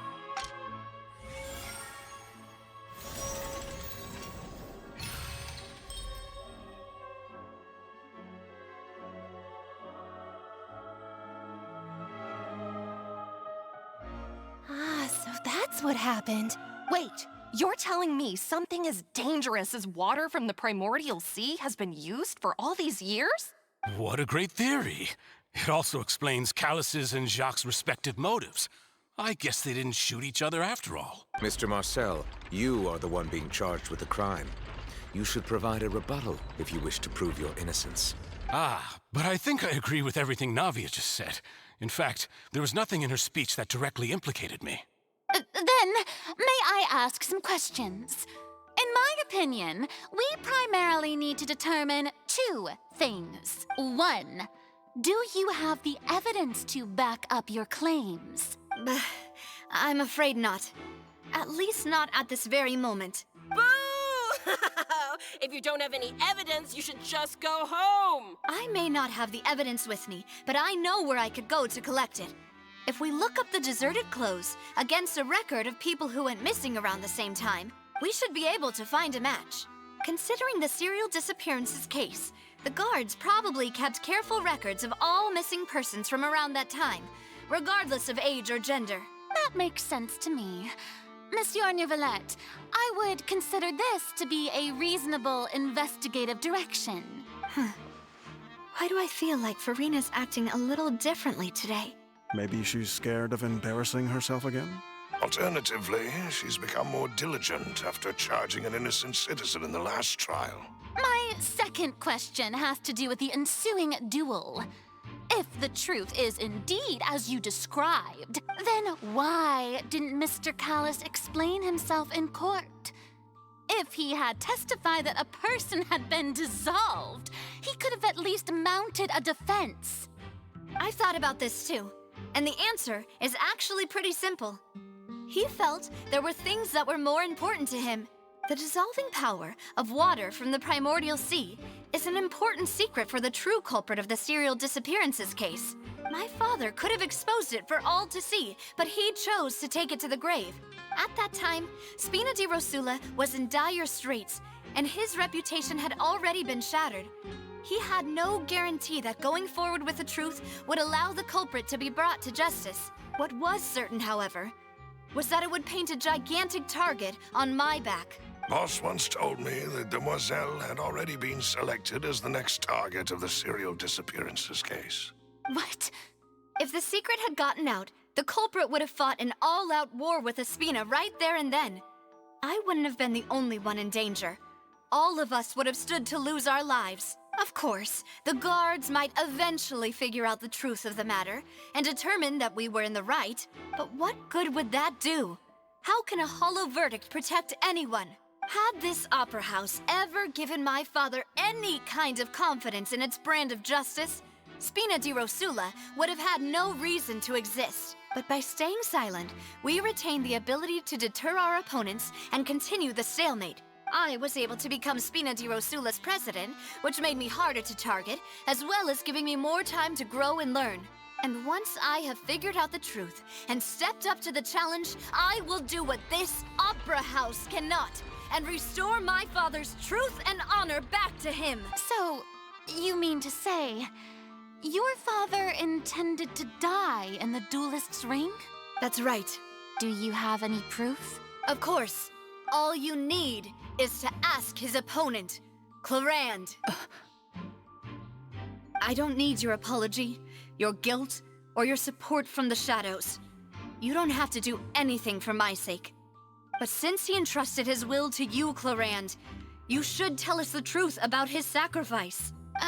So, during the duel, did you believe that Callis was intending to die? Yes, I did. As a champion duelist, I've fought many battles and taken a countless number of dishonored lives in my line of work. I've seen all kinds of people give their all for the faintest hope to continue living. Some were determined, others passionate, and some even manic and twisted. Just one look and I can tell if a duelist is hoping to live or if they're looking to die. I hereby swear on my name and honor as a champion duelist that Mr. Callis never intended to leave the ring alive.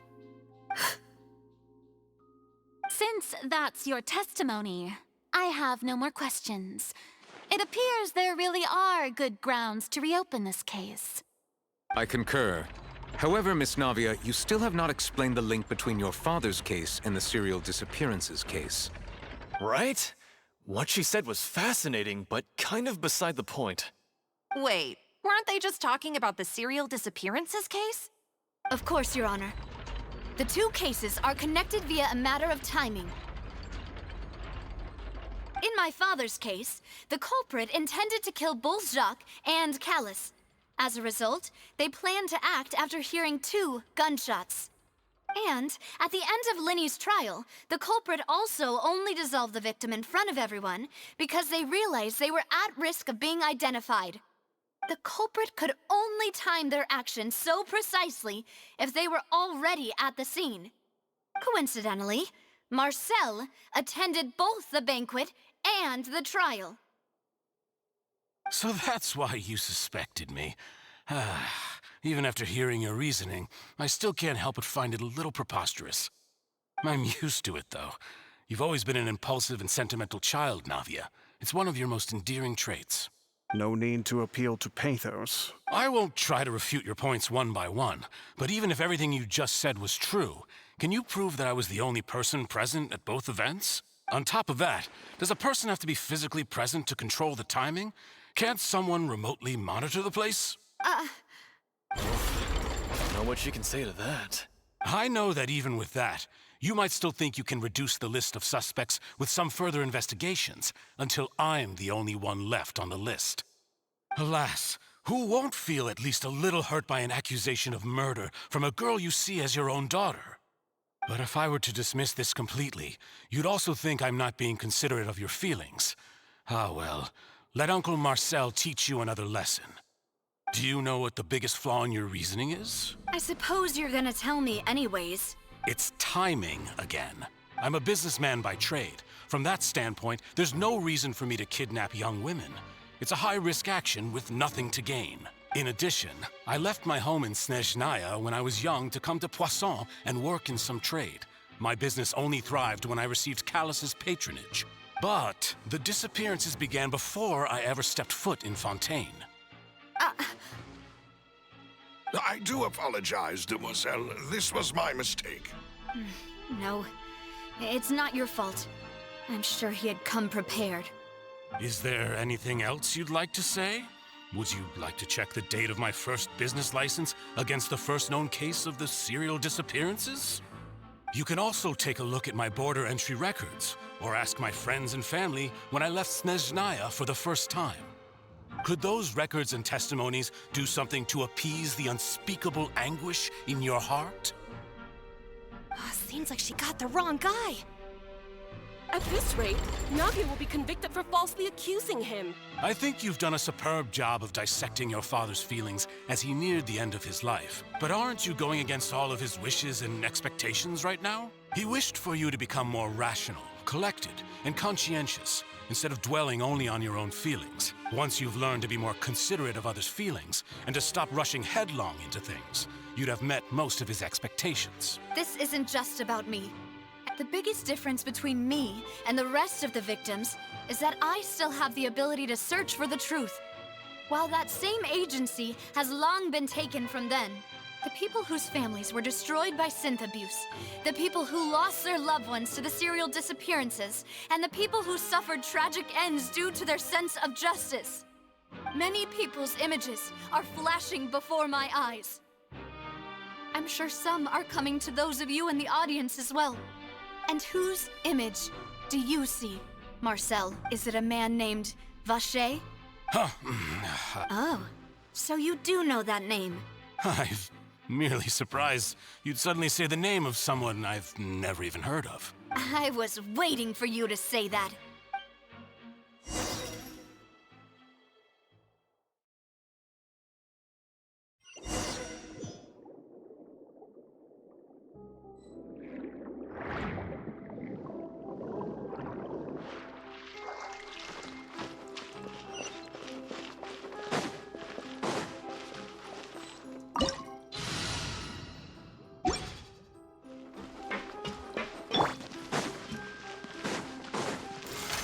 Stabilize! I see everything. Make yourselves at home. Shine down! All eyes on me.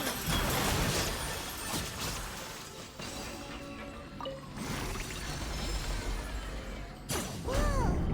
The floor is going up!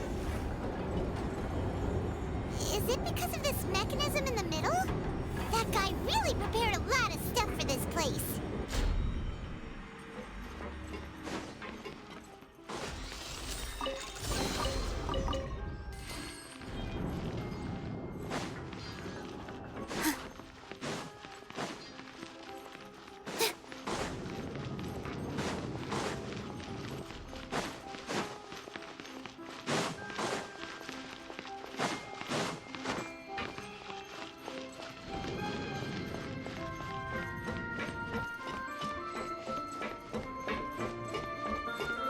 Paimon thinks we need to go up, but Paimon doesn't see a way. Let's take a look around. Maybe we'll find a hidden mechanism that'll show us the way up.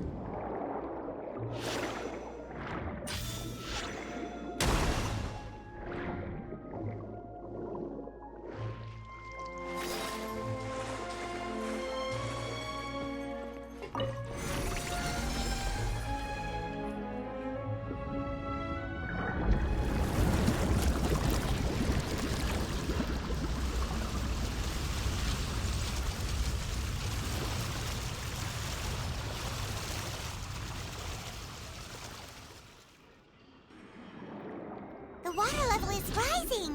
Now we can swim to the top. But this is still a ways away from where we need to go.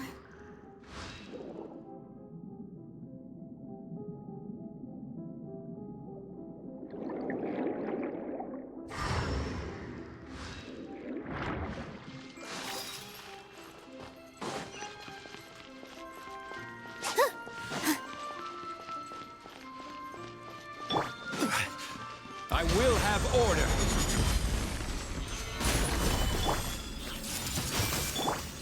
Illusion shattered. Here!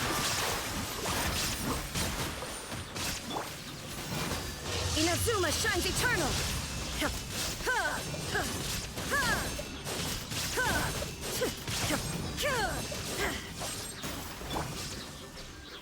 Gather. There is no escape. Positions.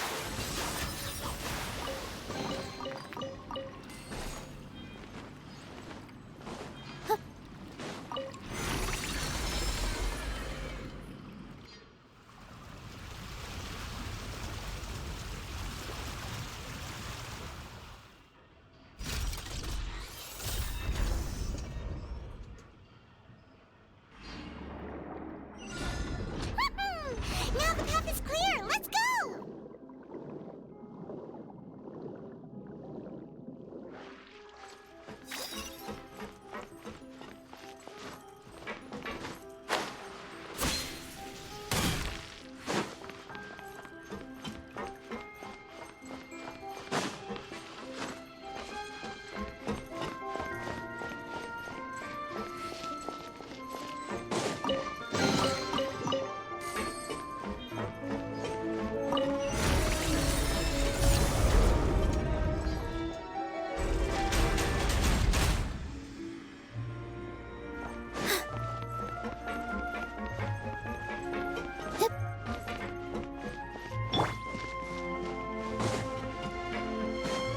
Order guide you.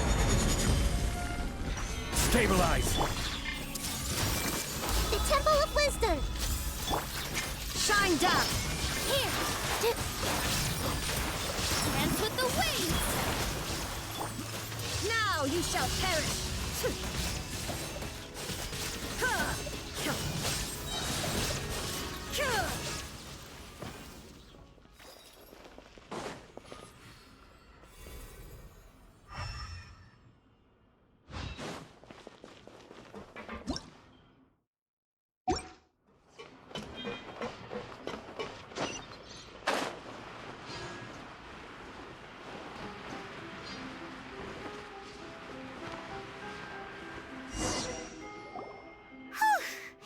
After all that, we finally made it to the innermost sanctum.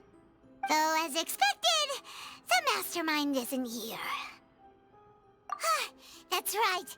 Then let's hurry up and find some evidence so we can get back to the Opera House and help Navia.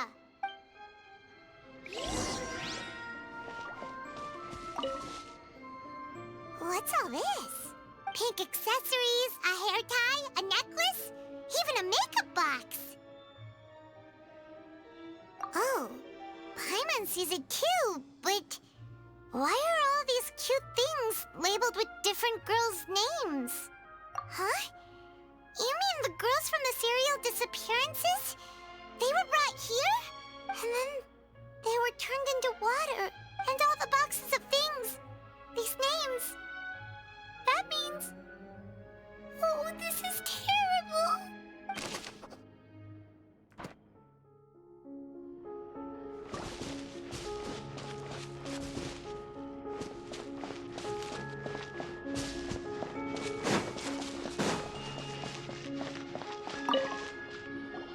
Whoa! There's so much synth here! And so many bottles of ingredients that probably just contain the waters of the primordial sea. Mixing in progress. Ready to drink? Stock sample? Huh. They've also got all the synth pretty clearly labeled. Whoa! There's even fruit-flavored synth? Yep, it's super obvious.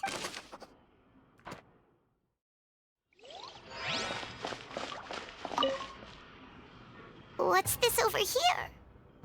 Looks like some kind of place for research.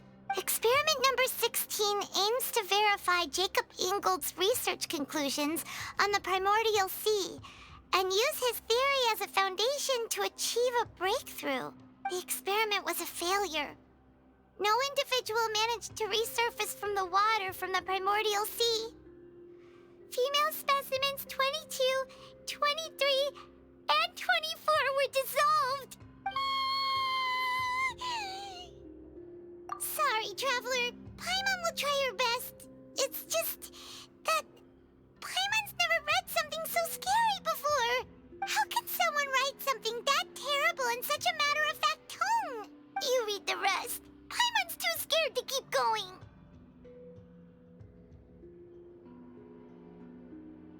So that's why he did all of these experiments. Wait, did he really think he'd be able to find a way just by dissolving people over and over? That's just insane! Huh? Isn't that the name you heard by the fountain? Paimon thought he was an eyewitness in the serial disappearances case. You mean Vacher is the one who did all of these... experiments? So that's it! Vacher was no victim, but personally took his lover and... No, that's not it either! If that's the case, why would he want people to resurface from the water? In any case, Paimon will write it all down.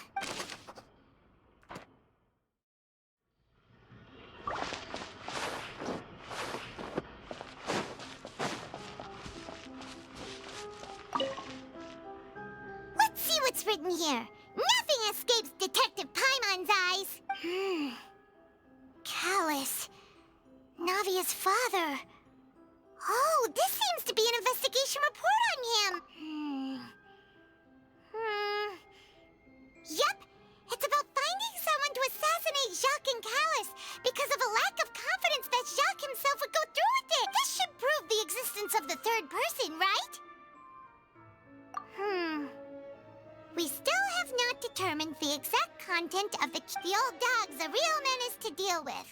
Even if he abides by the promise he's made to us, he will still have the upper hand. He can act whenever he wants to make our lives miserable. The only option left is to remove him from the picture, and I concur. Let's send someone to kill him. Oh, seems like we've got a bunch of correspondence between the higher-ups. Oh,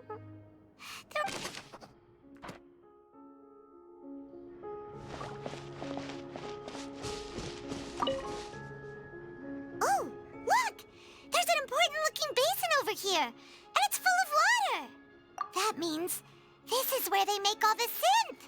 And that special water, if you dilute it with normal water, you'll get synth. But the pure stuff can dissolve a human. Paimon will take notes on this incriminating evidence. We've looked at almost everything here, and it seems like our theories were spot on. But, yeah, we haven't found anything that reveals his true identity. No wonder even Neuvillette wasn't able to find anything. Whoever it is probably destroyed everything to do with that name a long time ago. That way, even if we bring all this back to the opera, we won't be able to identify the true culprit. Sure thing. Paimon won't admit defeat to this guy either.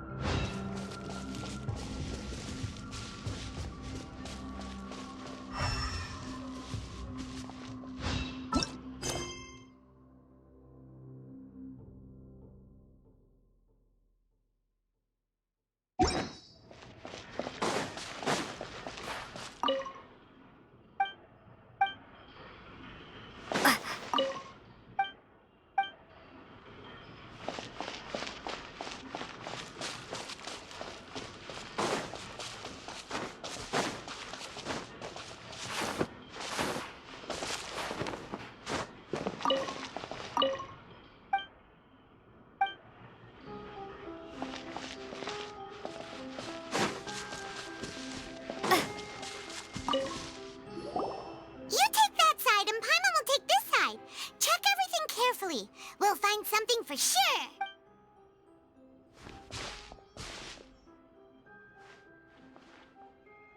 Nothing at all. And Paimon can't even find snacks either. Whoa, really? Let Paimon see. Vinier. Isn't that Vache's lover's name? Then you found her diary. Let's see. Aw, it's just a normal diary chronicling their love story. So many. A whole page's worth. The final name she decided on, Marcel. Wait, but Marcel's pretty old.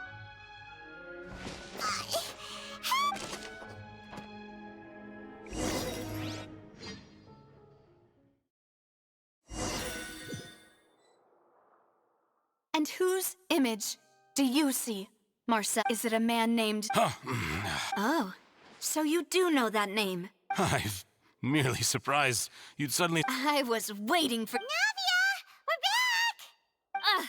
As expected of my partner. Just how often do you intend to flout the rules of this court? It's all right, Monsieur Nervalette. Given their confidence, I expect they've found the crucial evidence.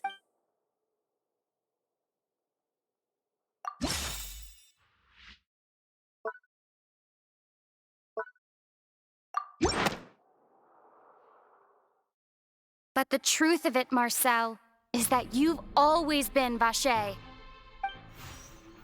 Huh? We've investigated your lair and we already know everything. After your lover, Vinier, was dissolved, you kept abducting young women to experiment on the hopes of bringing her back to you. You even created Marcel as a new identity and destroyed all records of your past as Vache. So that's it. Even the villains in opera performances rarely go that far. And with that, Marcel's motive has now been established. This information regarding your past also dismantles your prior timing defense. Well, Marcel, do you know where you went wrong?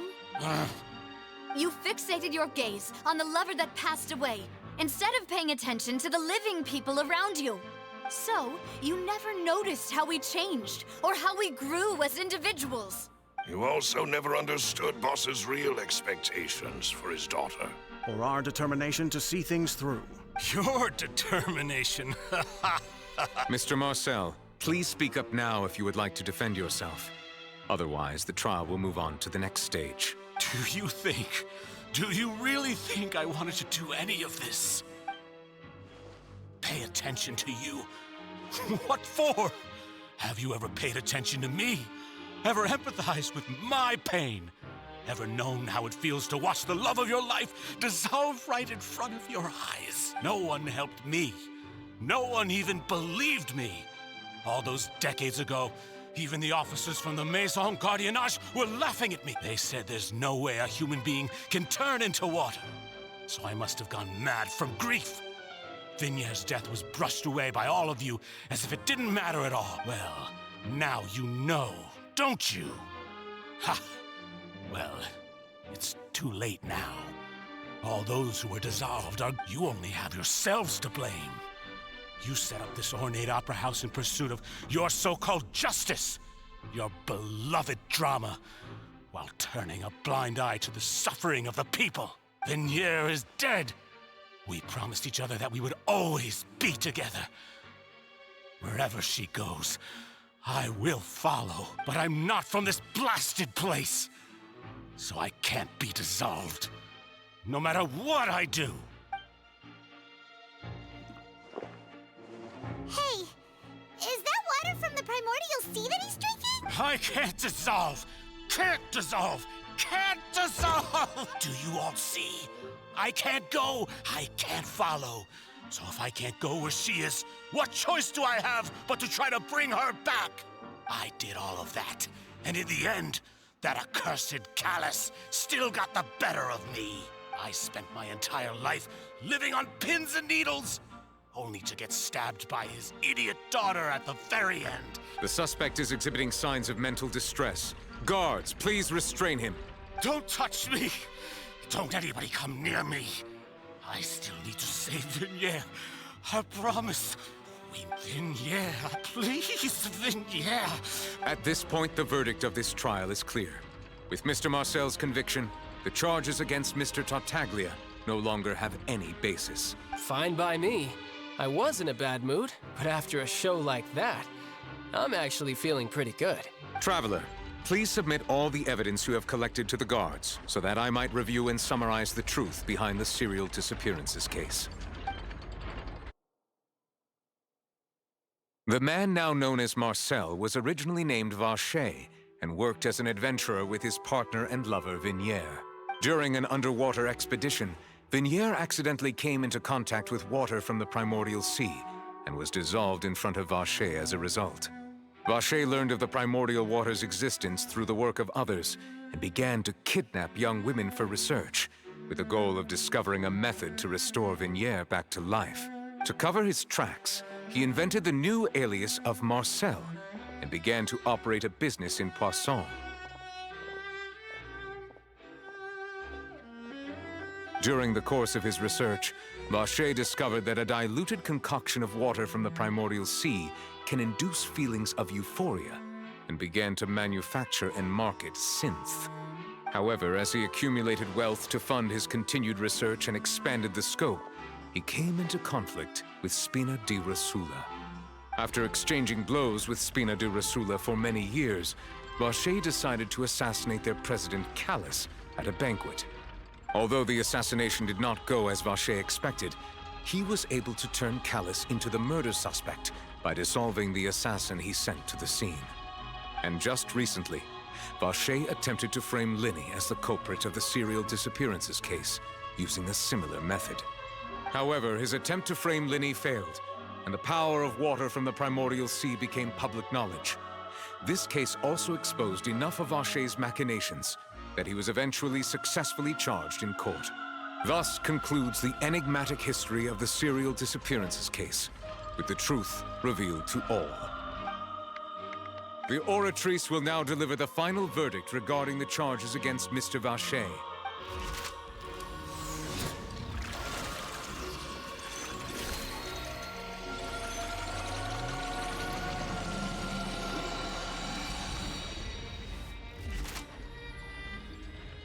According to the judgment of the Oratrice Mécanique d'Analyse Cardinale, Mr. Vacher is guilty. Guards! Take Vacher away. Good. It's what he deserves. With that, the serial disappearances case is over now. We really just witnessed history. Who would have thought the true culprit would be such a polite and well-spoken guy? Yippee! We helped Navia bring the bad guy to justice! He's hurt so many innocent people, and now he's finally getting what he deserves. Huh? Are you okay? Demoiselle, you were absolutely... The day our late boss had always hoped for has finally come. You can rest easy now, knowing... Yeah. It's finally over. It's all thanks to you guys. And my partner. See, Papa? Spina di Rosula's still doing well with me at the helm. Well now, hasn't this been a most delicious piece of drama? The villain has been caught, justice has been served, past wrongs have been righted, and it's a big ol' happy ending. Since it's been such a great show, I'll just let the false accusations against me slide. Either way, I've still got some business to attend to. So, if you'll excuse me... Please wait just one moment, Mr. Tartaglia. Ugh, what now? None of this has anything to do with me. According to court protocol, since this trial was initiated due to a charge against you, a verdict must also be made regarding the initial charge before the trial can conclude. Oh, come on. Is this really necessary? Haven't you already caught the real criminal? Isn't it time for side characters like me to exit stage left? Please respect the laws of Fontaine. This has always been the rule. All right, but this sure is a lot of hassle. All I need to do is stand over there, right? Let's just get this over with. Through evidence presented in the public trial that was just held, it has been established that Mr. Tartaglia has no direct connection to the serial disappearances case. The guilty party has been identified, and thus it is logical to suppose Mr. Tartaglia is innocent of the charges. We now turn to the Oratrice Mécanique d'Analyse Cardinale to render the final verdict on the charges.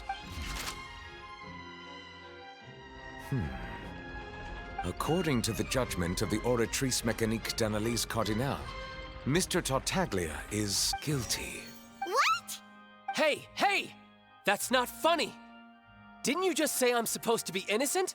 What's with this verdict? Is your justice machine malfunctioning? Huh? This has never happened before.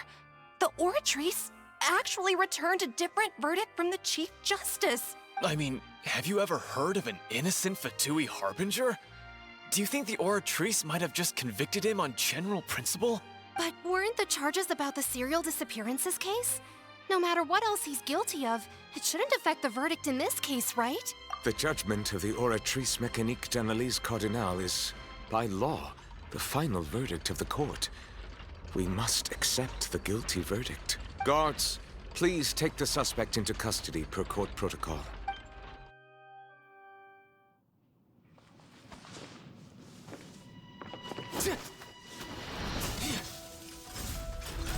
So this is how justice is done in Fontaine. What a joke. You've got your rules. Well, I've got mine too!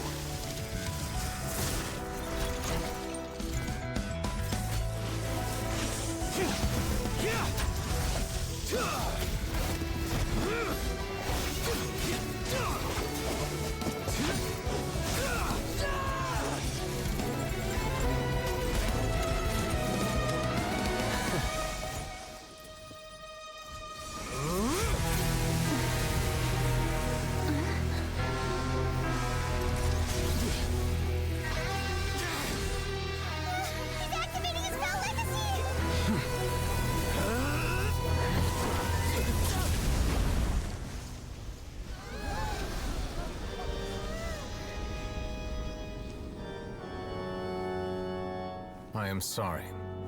If you have been wronged, we will find the truth. But the rules of the court must be upheld.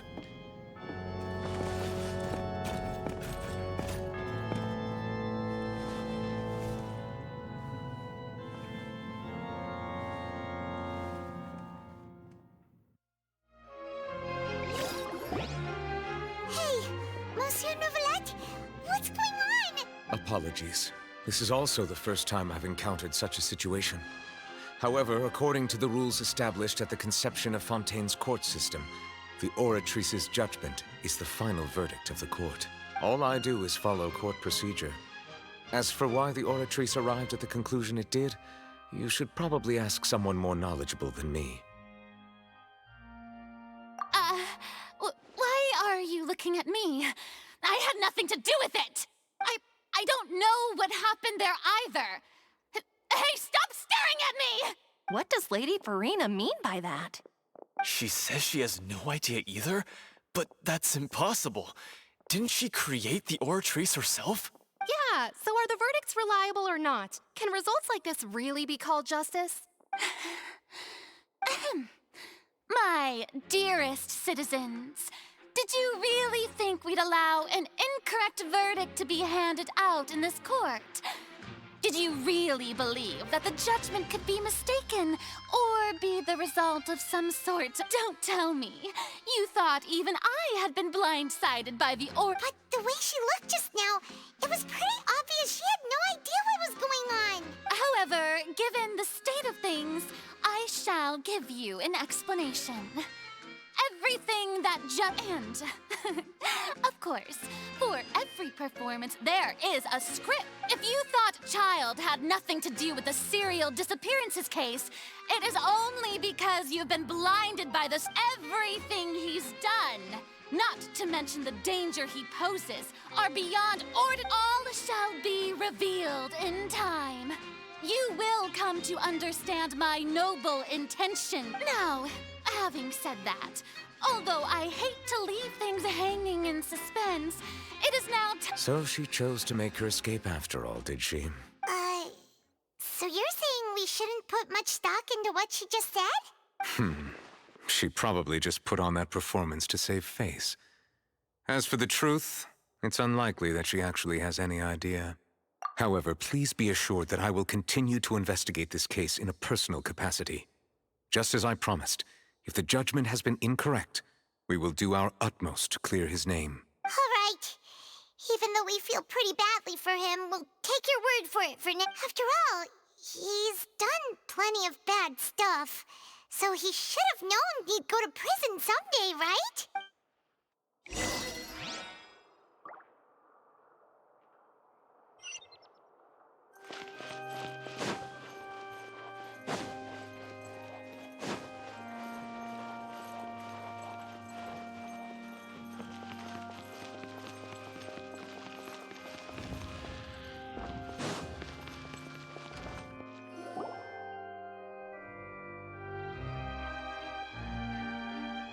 Hey, what are you doing? Quick, stop him!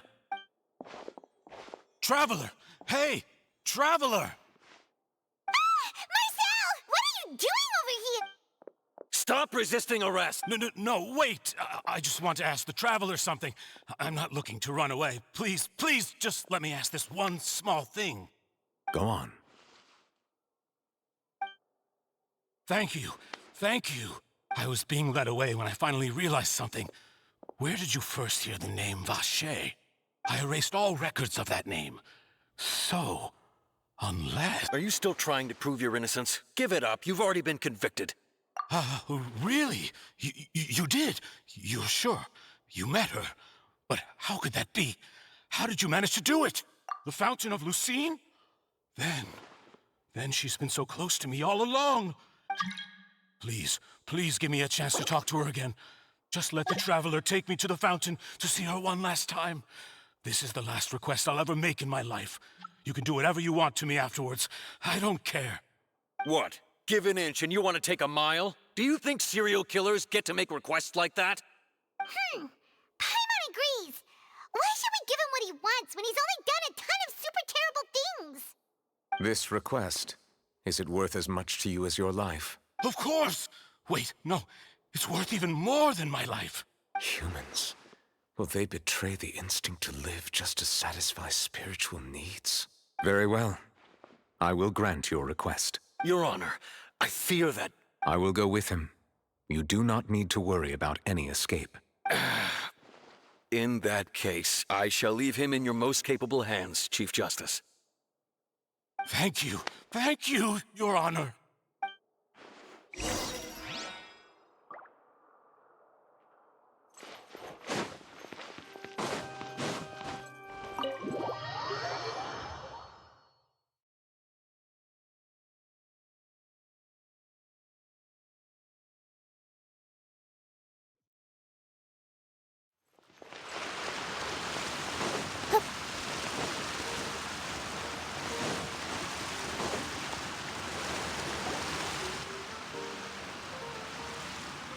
Is this the place?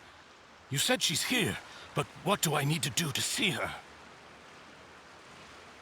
Yeah, and even Paimon could hear her after drinking that thing. Didn't you just drink a lot of it on the stage as well? Oh, in that case... Vache! Ah! Yes, that's it! So you heard it too! Vinier, it's me! It's me, Vache. Vache? Vache! I'm here! Where are you, Vinier? Hey, wait! Be careful! Hey, wait! Vinier, is that you? It's me, Vache! Vinier! Vache? Why did you come? Didn't I say? You don't need to look for me. You look a lot older than I remember. How long has it been? It's been more than 20 years. I've suffered for over 20 years since the day you left. All this time, only the thought of bringing you back has kept me alive. Nothing else. I must be dreaming. Who would have thought? Vinier, you are my everything. I really don't know how I could live without you. But Vache, if you ask me, this world would be better off without you. What are you saying? If not for you, I would have finished my law degree and probably become... If not for you, I would have continued to pursue my love of the arts and my... If not for you, I would at least have been able to take care of my mother. And she would not have grown old and died alone, with nothing but the tears on her cheeks. It's all because of your selfishness, Vache. You... Wait, you are not Vinier. Who are you? You're right. I am not Vinier. I am the sacrifices. Every woman who died by your hand, as our bodies dissolved, our consciousnesses flowed back to the primordial sea. Our thoughts circulated endlessly within the primordial sea, and we were no longer individuals. But we became one, just as streams of water come together in the sea. I'm Cressy. I'm Lemony. I'm Azine. The only one I am not is Vinier. Why? But then, where is Vinier? She doesn't want to see you anymore. Every tendril of her consciousness is avoiding you. This is what you get for your selfishness. Your selfishness robbed us of our lives and our futures. You said time and time again that you'd do any and everything for her. But did you ever consider whether she'd want to see you do the things that you did? If she would despise you for what you became? You are a liar, a heartless murderer, and the only thing you are not is Vinier's beloved. From the moment your first victim died and her consciousness merged with Vinier's, she has had nothing but pure hatred for you.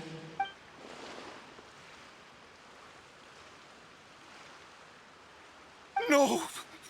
Vinier! You still don't understand. When I said don't look for me, that came from the real Vinier. She really doesn't want to see you anymore. But on top of that, she also said that because it's her final drop of pity for you. She said that because she knew that if you did come here, we will show no mercy to you. Vache. Vache? Vache. Vache. Vache. Vache.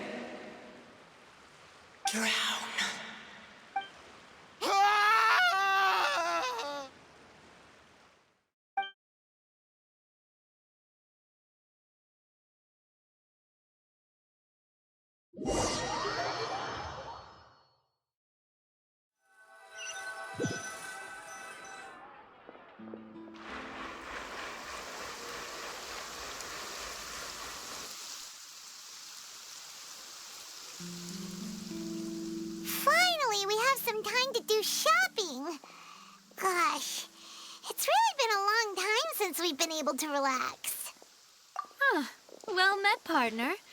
I knew something great was going to happen when I woke up in such a good mood today. Even this weather can't put a damper on the demoiselle's mood. It's a pleasure to see you both again. Oh, hey, Navia! It's been a few days. Paimon's already started to miss you. Oh, now that I believe. I'm easy to work with and always bring home the bacon. Who wouldn't treasure having a partner like me? Sounds like you're really enjoying life these days, Navia. What have you been busy with since the trial? It's just been one thing after the other. I've been making non-stop trips between Poisson and the courts in Seine. Everyone from Spina di Rosula organized a memorial for my father. We never held a memorial when he first died, since everyone knew that even if we held one back then, no one was going to come. This time, though, everyone in Poisson, and even many people from the court, all attended. So his name's definitely been cleared now. That's what we like to hear. It's been the dearest wish of Demoiselle all along. That blasted stubborn fool. I was right to put my faith in him. I'm so glad I didn't give up on the case all those years ago.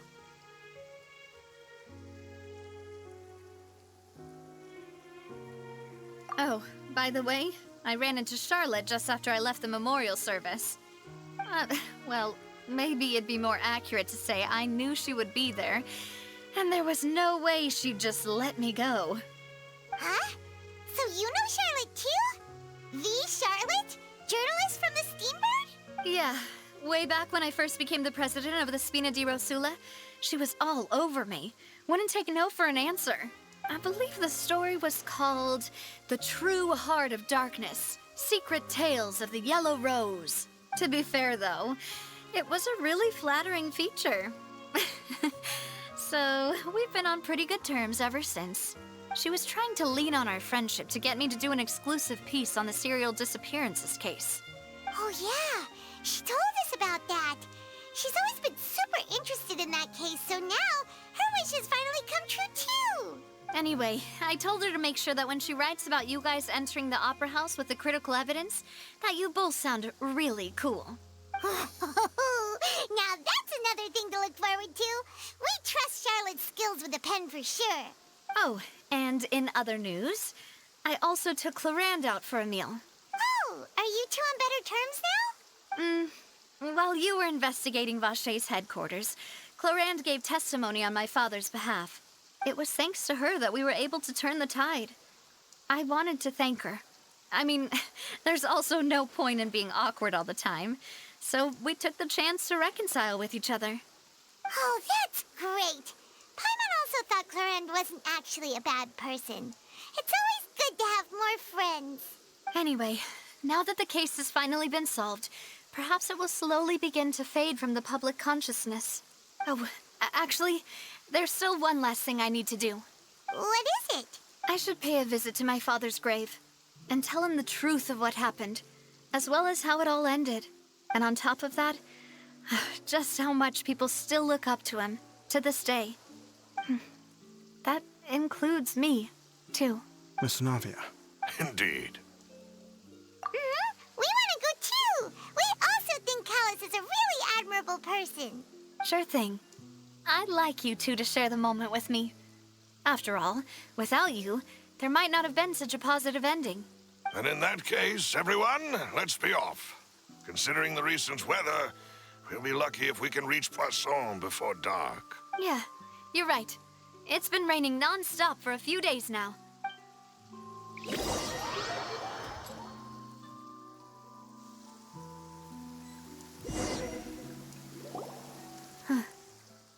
This is where my father's grave is. To be perfectly honest, even I haven't been back here for a long time. Huh? There's someone there already. Wait. That figure. It can't be... Hmm? Isn't that Nervalette? Why would the Chief Justice be here? Huh? Navia? My apologies. I should have asked before coming to pay my respects. Don't say that. Sorry about that. Oh, I was trying to say there's no need for you to apologize. I wanted to show my father how much I've grown. But still, I doubt I've grown to the point that even the Chief Justice... In that case, I will... You really could use some pointers on understanding in any case. Well, ever since that day, I've been turning a question over and over in my head. There was once a time when I didn't want to believe that there could be anything more important to humans than life itself. Oh, rather than that, it's probably more truthful to say I didn't believe humans were capable of resisting the most basic instinct of living things. Which is also why I didn't stop your father from beginning that fight. I believed that a truly innocent man would never throw away his life like that. But Mr. Callus proved me utterly and decisively wrong. If not for his sacrifice, the serial disappearances case would have remained unsolved to this day. Mr. Callus made the choice he did for his daughter, for his associates, and for many people. And in the end, from a certain perspective, one could say that he did it all for the sake of justice. A justice that's higher than life itself. So, you asked me why I came here. I just wanted to say my apologies to Mr. Callus in person. I should have noticed all of this much sooner. This regret has filled me with a sadness that has haunted me for days. That high and mighty chair in the opera Epiclese indeed insulates one from many important things. Spina di Rosula, thank you so much for your hard work and perseverance. I'm sorry for being mad at you before.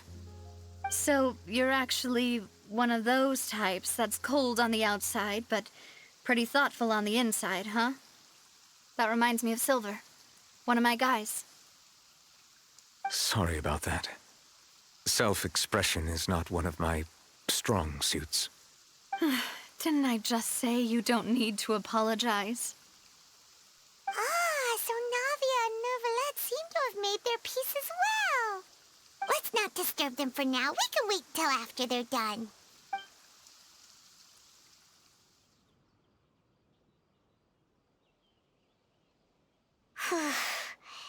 Paimon's never paid respects at someone's grave before. Huh? Oh, Paimon didn't know that. Oh, no. Paimon hopes Miss Navia won't be too mad. Anyway, Nervalette is still standing around there. It's not often that we can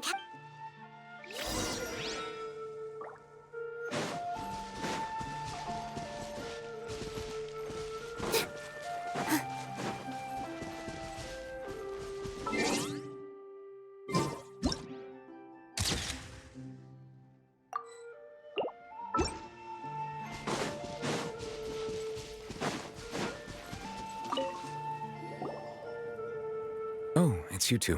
We ran into Navia on the streets today, so we just followed her here. I see. Well? Please feel free. Though outsiders, you helped us solve one of the greatest mysteries in Fontaine, and it would be my Your sibling, another blonde-haired traveler. If he ever stepped foot in Fontaine, I'm sure he followed our laws to the letter, and had no reason to. Is there anything else? My apologies. Mine. However, I still believe the judge... For many years, I have been quite aware as a divinely created mech. Not only can it produce the incredible, which is all to say, I have been prepared for it. So when... I was not aware such a thing had occurred. In any case, I am inclined to believe, based on Farina's reaction, while we do intend to get to the bottom of this, for now, if we did incorrectly... If you ask Paimon, the... Is there anything else? That the sea levels will rise and everyone will be dissolved in water, leaving Farina crying alone on her throne, but the sins of the people will be finally washed away for good. Does that appropriately summarize? That's right! Yes, up to... Rumors have it. A prophecy? Two parts of the Speaking of the... If the rumors were... But... Is there... So... Truthfully, there used to be a special sea, most of Tevat's... But today, what Vache discovered must have been some kind of... Indeed. Why would the To be frank, is there anything... Very well. It will soon be time for me to leave this... You really... Crime and villainy do not have the day off, and so All right. Huh? Paimon just noticed that the rain has stopped.